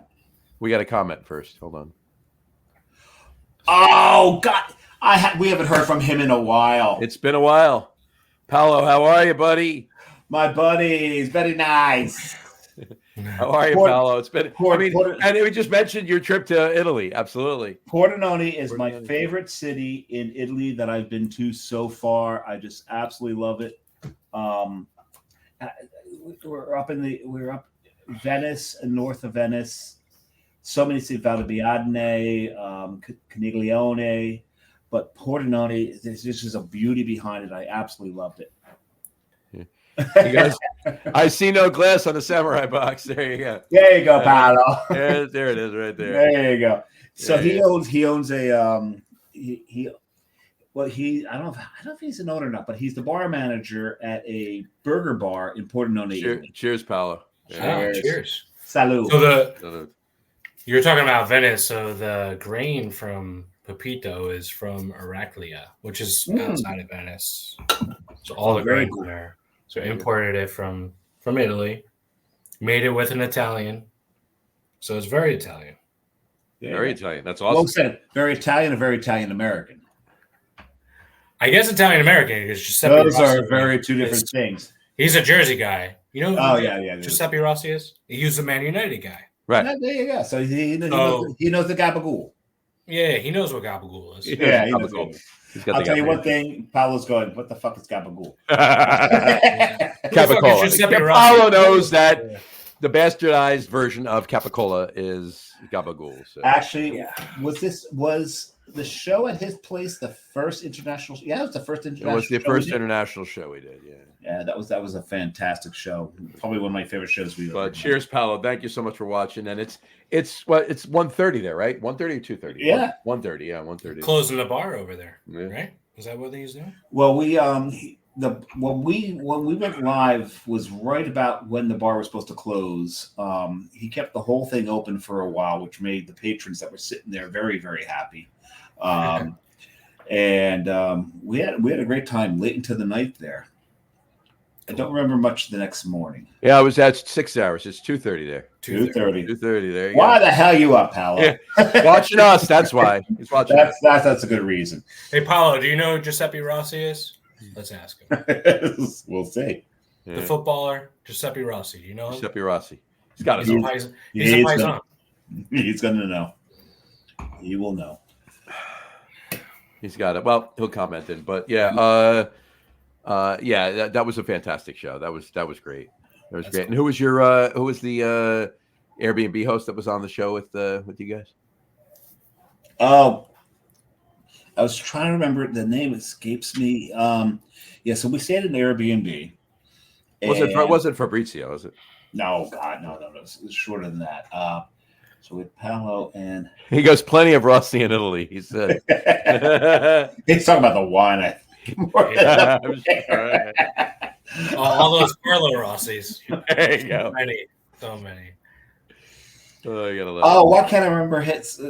Paolo, you got to remind me who do we do the show with? Who did I stay with? Does Paolo know him, or did you just? No, Paolo knows him because his office, the guy I stayed with at the Airbnb, his office is right across from the piazza. From the piazza, where Urban Kitchen is. Urban Kitchen. It was Urban Kitchen, yeah. Urban Kitchen is. So he's there all the time. He's the one who set this whole thing up. Oh God, yes, I'm sorry, Paolo. He's right. Pal's the Airbnb host. Fabio's the very nice. There you go. There you go. I is the Airbnb host. Fabio's the owner of the farmhouse. Yeah, I thought so. I'm looking at him. I'm like, Fabio was the. Yeah, they was didn't the guy look like Fabio. Yeah. Urban Farmhouse. That's it. I can't believe it's not Urban Farmhouse. Yeah. So, Paolo, hope everything is well. Hope everything is well with you. There you go. One of my favorite human beings. He actually wound up. So he's in production or something because he wound up grabbing a whole bunch of things out of the restaurant and setting up the way the cameras were set and everything for that, so that we could see all the taps. We could see the three of us. Yeah, it was a pretty cool show. It was a good show. And it's gone back. It's almost 3 years ago now. We did that. Right? Oh yeah. Wound up going to a brewery with Paolo. Paolo was very excited because he didn't get to go to breweries a lot at that time. Right. Had a great time. Great time with him. And I hope your kids growing. I've seen pictures. There you go. It's growing up. I love it. All right. All right. We'll put a pause on this. There's a couple other things I want to ask you about Varitage, but let's do our top 3 list. Cool. Oh yeah. Time for our top 3 list. All right. In celebration of this coming Thursday being International Stout Day, not National Stout Day, International Day. Okay, tonight's top 3 list is top 3 favorite international stouts, and we put a caveat in this. Okay, so I hope this doesn't screw you up, Mark. Top 3 favorite international stouts not brewed by Guinness. Cool, I got it. Okay, there you go. Top 3 international stouts. Why don't you guys talk about your top 3 first, and I'll be right back. I can still hear you. I got to step back. Okay.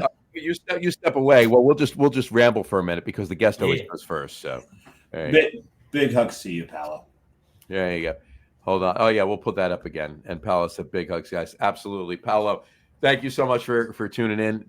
I do need to know: are you still in Pordenone? Because I do plan on visiting. He said, "Cheers from Pordenone." Hi from Pordenone. He's still Pordenone. Yeah. Because it is on my hit list to get back to Italy. Mm-hmm. I want to see some other places. He may actually have other people with him.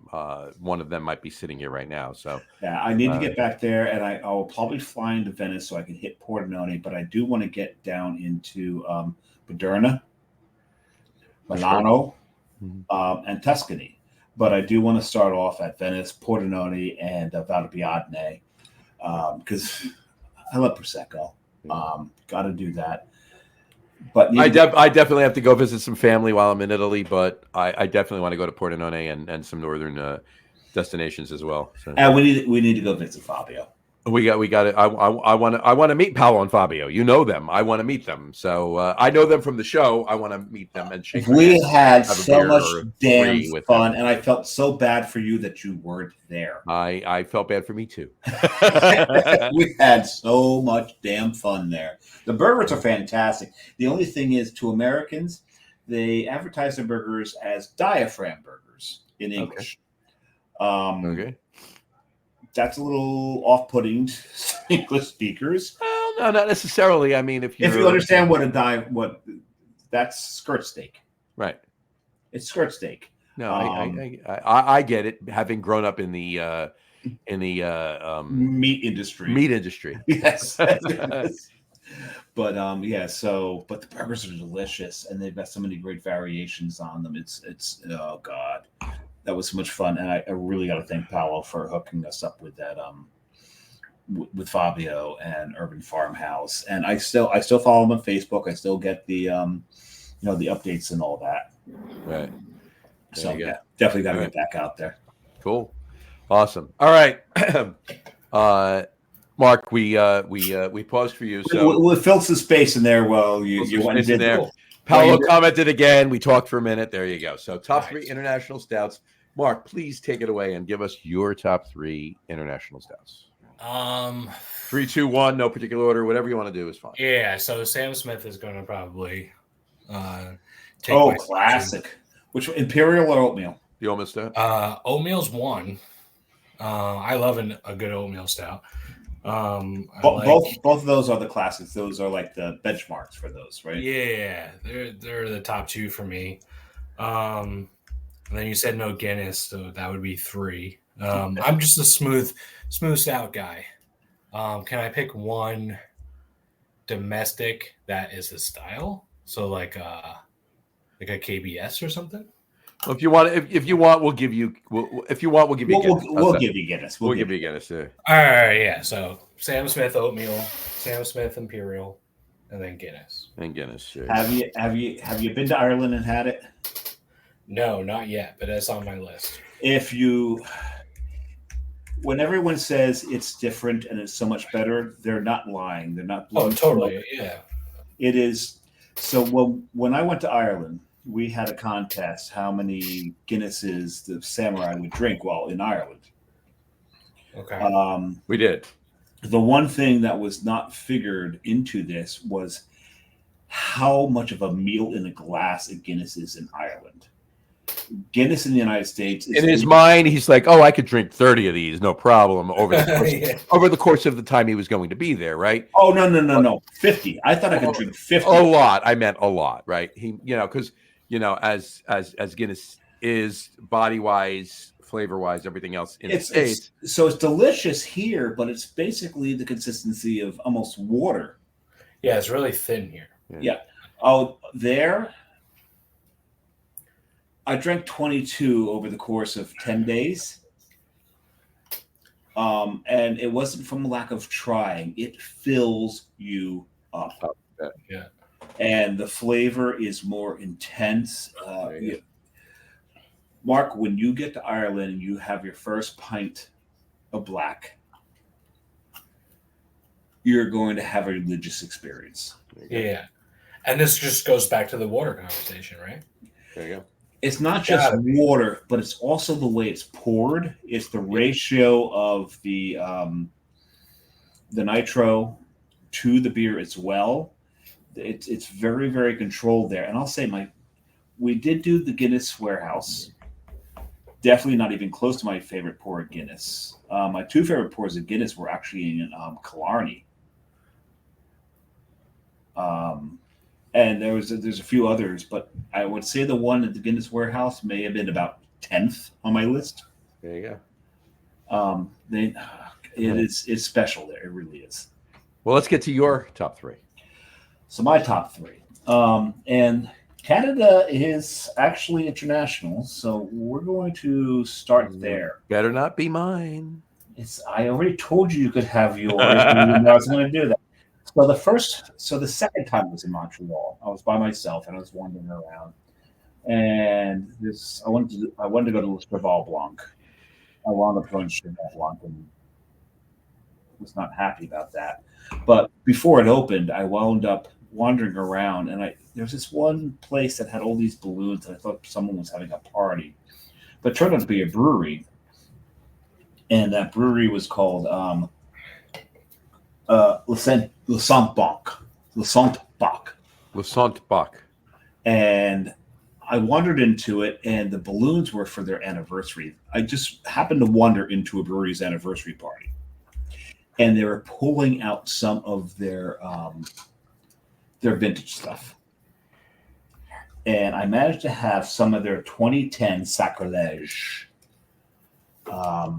which was their stout, and I'm drinking this with a burger that's got brie and like a boysenberry relish on it, which was fantastic. But and it's funny because the bartender says, "Okay, so the The side dish is poutine, but you can swap it out for something.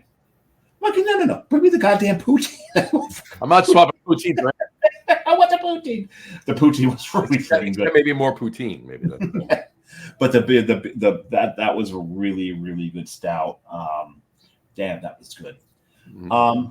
But now to honor Italy, and this was before Paolo actually chimed in. This actually written down before the show started. This is from Liquida Beneficio Indipendente. It's Signonero. It's a coffee stout. This is an Italian coffee stout. It's one of the beers that I picked up. Actually, I think we're in Trieste. What's the name of the stout? Cigno, Cigno, Nero, which I think means black swan. Yep. If my Italian still holds true. This was a coffee stout. We had it at a place in Trieste. I can't remember the name of the craft beer bar, but it's a place. God, it was so freaking cold that day. And I had my Carrie was with me, my son was with me. Later on that day, I'd locked my car in a parking garage and have to spend $400 on a hotel because it was the day before Easter. It was one of the biggest. Great story. Biggest mistake I ever made. But at any rate, this beer was fantastic. You've made a few that might have been a little bit bigger, but not monetarily. Oh no, getting married. That was probably anyway. But Mark, you got to keep her. Don't listen to me. At any rate, but number one is straight up Dodoli's Extra Import Stout. So Dodoli's, this is a Belgian stout. This is absolutely delicious. What of it you can actually wind up putting in your mouth? Because I tell anybody who gets this beer, if you're going to, when you crack it, put it in the sink first. This thing geysers. I don't know what it is about this beer, but every one I've ever had, it geysers. So you've got this 12-ounce.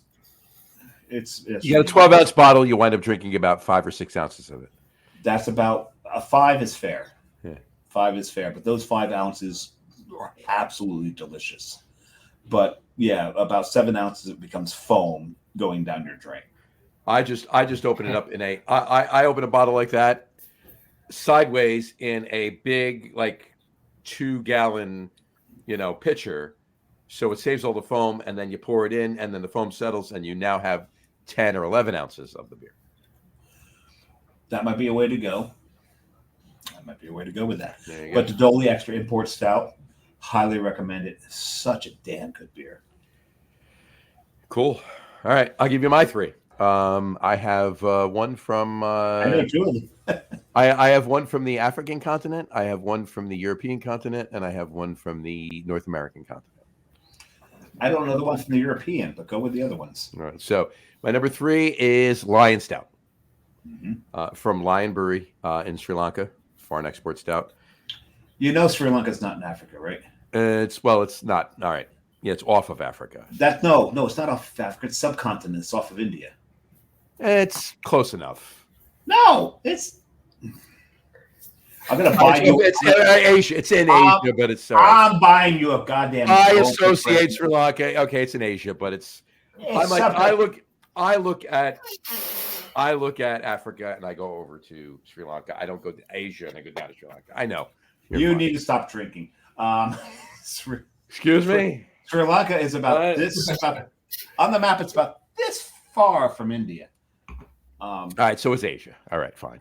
Subcontinent. It started with an A. I was close enough there. Right? But you're in a place where hey, there's no man on the show where the rains aren't blessed. That's true. That is true. You're right. I digress. You're good. Same. All right. So anyway, Lion Stout. That's my number 3. My number 2. I'm going back to Europe, and I know this is right. Anyway, Barber Noir from Verhaeghe, Brewers Verhaeghe, in Anzegem, Belgium. Belgian stouts, yes. Yep. Belgian stouts are a beautiful thing. Belgian stout. Barber Noir is it's pretty tasty. I mean, they don't. Verhaeghe does a lot of different beers. They're What underrated. what city are they out of? Do you know? Anzingem. What? Anzingem. Anzingem. Okay. Anzingem. A-N-Z-E. Not one of the big ones. Okay. No. But it's an underrated brewery. They do have many.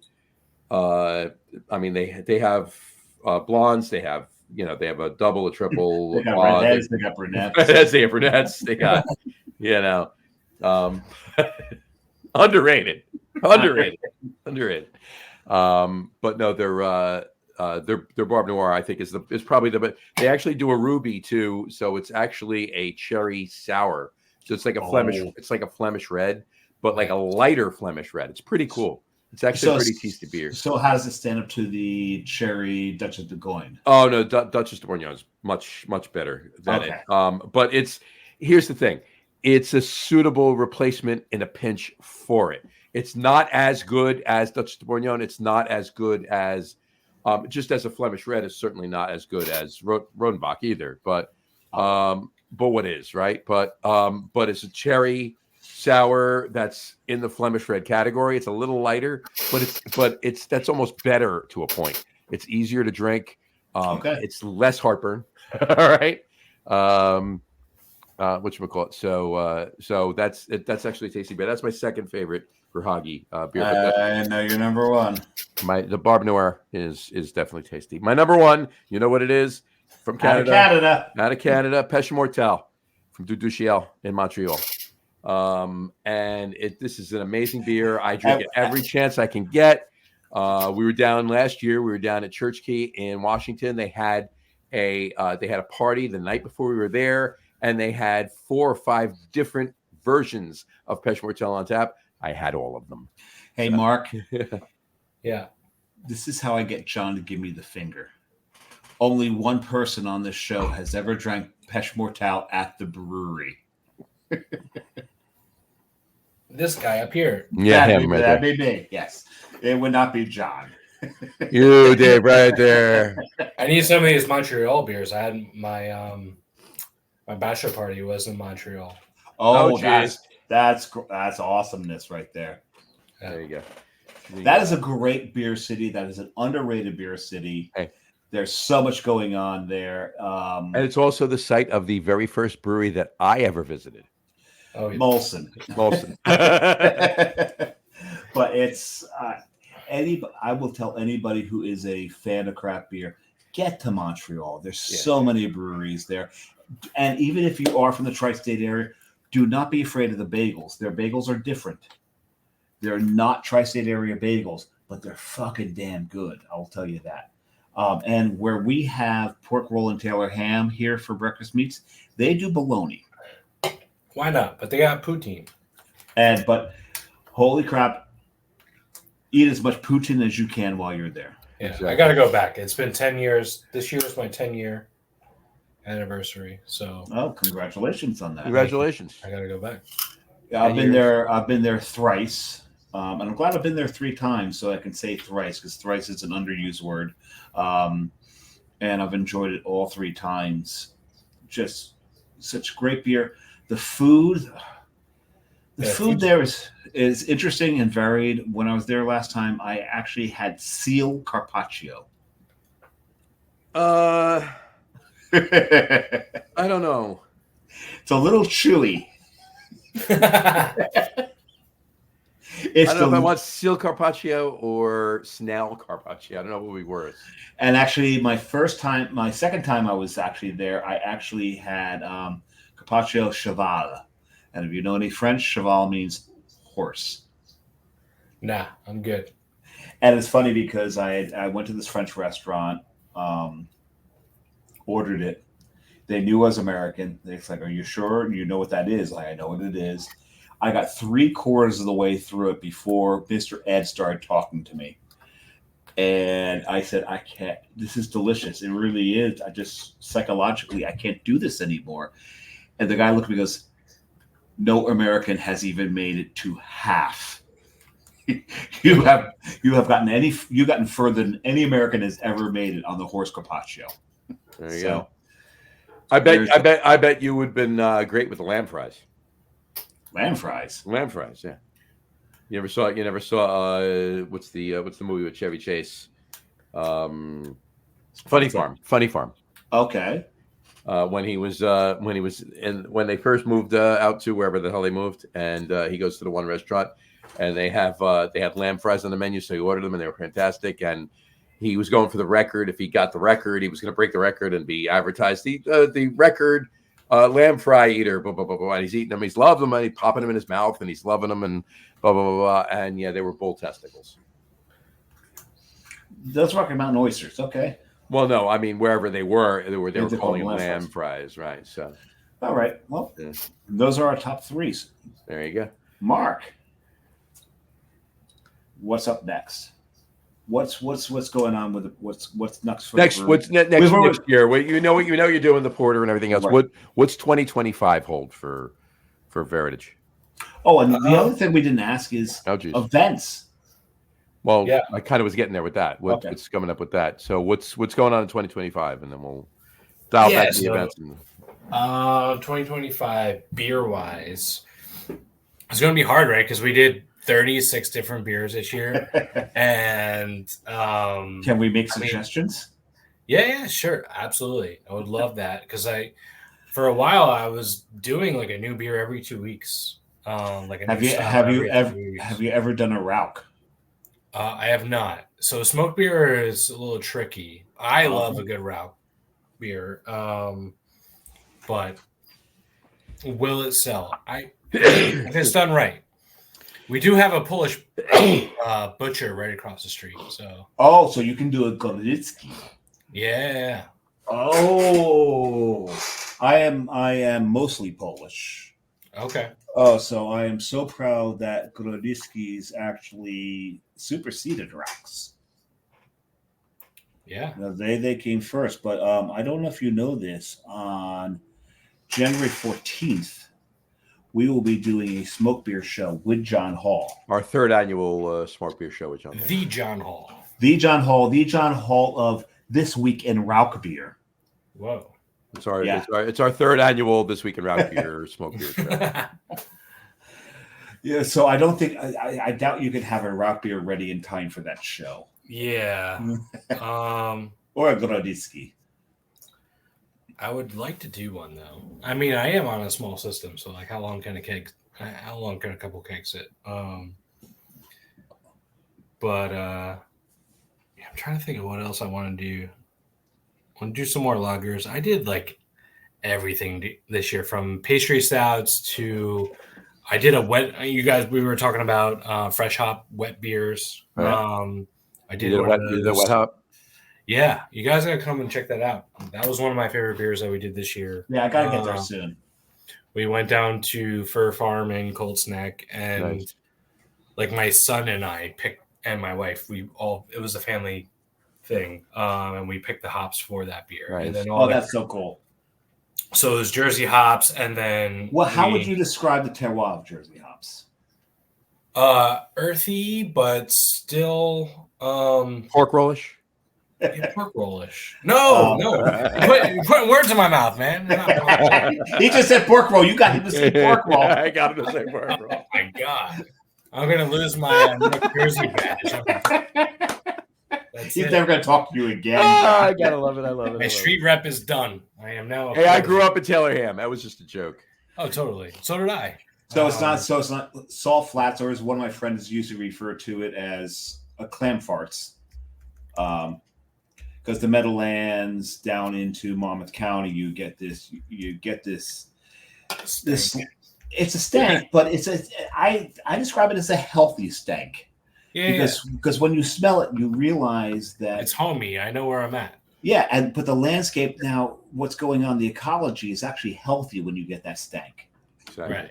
And that's the beauty. Yes, it's exactly. Biology. Biology. Yeah, exactly. Yeah. But anyway, yeah, the wet hop, and then we've been using a lot of Rabbit Hill malt. So that's Jersey grown malt. So it was a Jersey wet hop beer, fresh hop beer. It was good.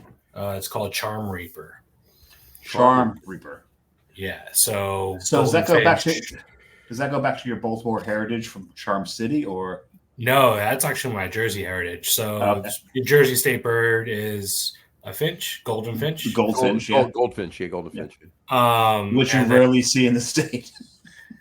Right. I've seen a couple in Bloomfield, like maybe 2 or 3. But so that's the state bird, and then honestly, the New Jersey state bird should really be the Canadian goose. Right. I mean, or the mosquito. Yeah, right. Or a pigeon. I see a lot of pigeons. Yeah. So a flock of finches is called a charm. Oh, did not know that. Nice. So, and then reaper is like a gatherer. So we have the 3 golden finches of that beer is us, Rabbit Hill, their Jersey, and Fur Farm down in Cold Snack. So, and we gathered all of our ingredients and made a beer. So Charm Reaper. Very cool. So that's something that we're going to do every year. And we use the hop back. I know we talked about hop backs in the beginning of this. Yeah. Like true to using a hop back, like threw it in line with the heat exchanger, started transferring from the kettle into the hop back and then through the heat exchanger and into the fermenter. So it was definitely a challenge. I've never used a hop back like that in a commercial setting. So it was like, holy shit, the pressure's going up. So it was a lot of trial and error. Yeah. But it came out awesome. People really liked the beer. So very nice. Yeah, like I said, we've done a ton of different styles, and I just want to kind of keep that up with the theme for year 2 of just always having something new and unique on. In the spring, we did a ton of Belgian beers. Really? Do that again. What was your what would you say your ratio overall? Real quick. Quick run. Be right back. I'll ask him a question while you go. What would you say your ratio is from IPAs to anything else? So we usually have 2 IPAs out of the 11 on tap. Okay, so it's much smaller percentage of you're having. So we'll have the Plains, the House American style IPA, and then a true hazy, kind of rotating in there. Nice. Nice. Yeah. Then everything else, there's primarily lagers, some sours, and then a lot of traditional beer that you don't really see out in the wild. And I think that's what's making us stand out with accounts right now is people are like, oh, you have a pub ale. We haven't seen this style in a long time. That's actually good. That's great. Yeah. So awesome. And any events coming up between now and New Year's? Yeah, we got a couple things going on. So, other than what you were talking about with the Christmas. Yeah, the big Christmas thing, that's December 7th. We haven't even announced that yet. So you guys got the drop on that. There you go. This Sunday we're doing a big Portuguese rivalry game, Porto and Benfica on the 10-foot projector. So that's big. Just had a conversation today about implementing like an emo night, like emo rock night. Yeah. And then started initial conversations with Fred Marciano from the Color Fred and Take It Back Sunday. So he's probably going to be coming in and playing. And then also wherever Ted Leo is. So Ted Leo from Ted Leo and the Pharmacists. I know. So he's from Bloomfield. So he's been talking about wanting to come down and play. So we'll get him in here this year. And then we usually do a big Thanksgiving Eve. And then Boxing Day is a big soccer day for us. So we did it last year. It was awesome. The day after Christmas. There's a ton of soccer on, and we're thinking about doing a big FIFA tournament. Kind of collaborating like an EA FIFA tournament. Yes. There you go. Yeah. Who's your favorite emo band? Probably early November. They're from Hamilton, New Jersey, blueberry capital of the world. Sure. Yep. So that was some great Mexican food too in Hamilton, New Jersey. Oh, absolutely amazing Mexican food, and we just Final Brewing is turning into a very dog friendly. They're doing too, Stouts and stouts. Stouts and stouts. Yep. I love that. Yeah, that's cool. So that was mine and my wife's first date to go see the early November at Rutgers University in 2004.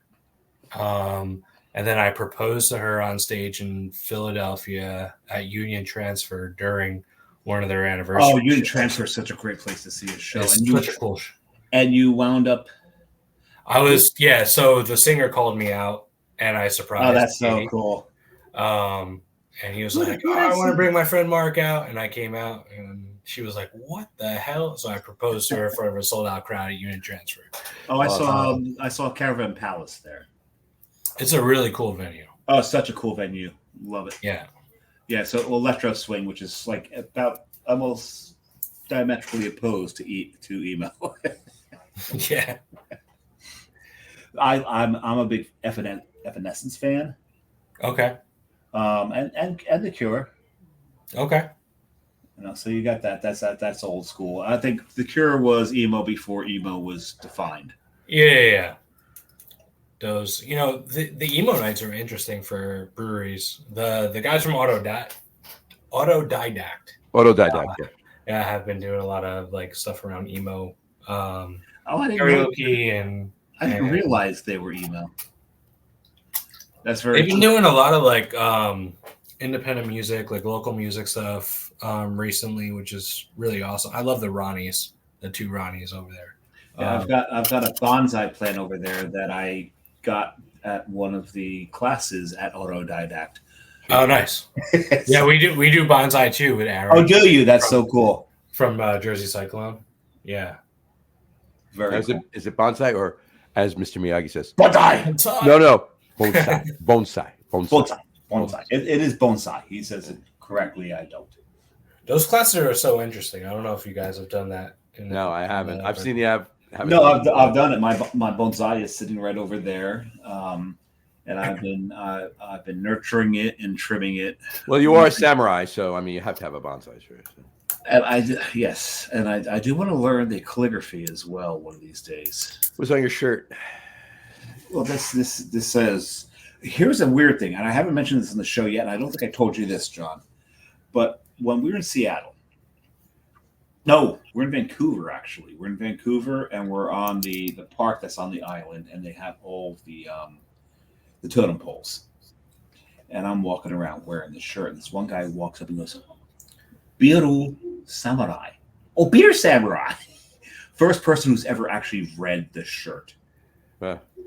As like Carrie got this to me for I think birthday or Christmas last year that she had this done, and that's actually what it says, Beer Samurai. And the thing is, it got validated when someone actually read the damn thing. It was pretty cool. There you go. Watch it, glad you didn't say like jackass or like. Oh, I love those stories where people think well, I probably should say jackass. I should probably have tattooed across my forehead, but I love it when people get those tattoos and they think that the kanji that they've gotten say something like fortune or something like that. Yeah. But because they were such assholes that the tattoo artist actually put the kanji that means dickhead or something like that. Or but what would have been funnier is if Kerry actually bought it for you, told you it was Beer Samurai, but it was really asshole. That's maybe appropriate. Possible. And you're walking around and you go to Tokyo and you're just wearing it. Hey, asshole! Hey, asshole! Asshole! Oh, yeah, you think they're saying asshole. Oh, yeah. No. That would have been funny. I did plan on getting to Japan one day. I mean, seriously, with the Namikar that I've taken, you'd think I would go to Japan. And my oldest son right now actually is in Japan. There you go. In Fukuoka. Well, we can go there.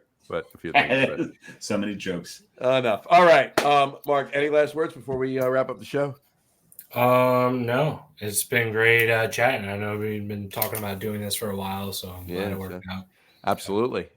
Guys, everybody, get down to Bloomfield. If you're anywhere in North Jersey, get over to see Mark. What are your hours when you open? Thursday 4:30 to 9, Friday 4:30 to 10, Saturday 12 to 10, and Sunday 12 to 7. There you go. Perfecto. Get down and see him, and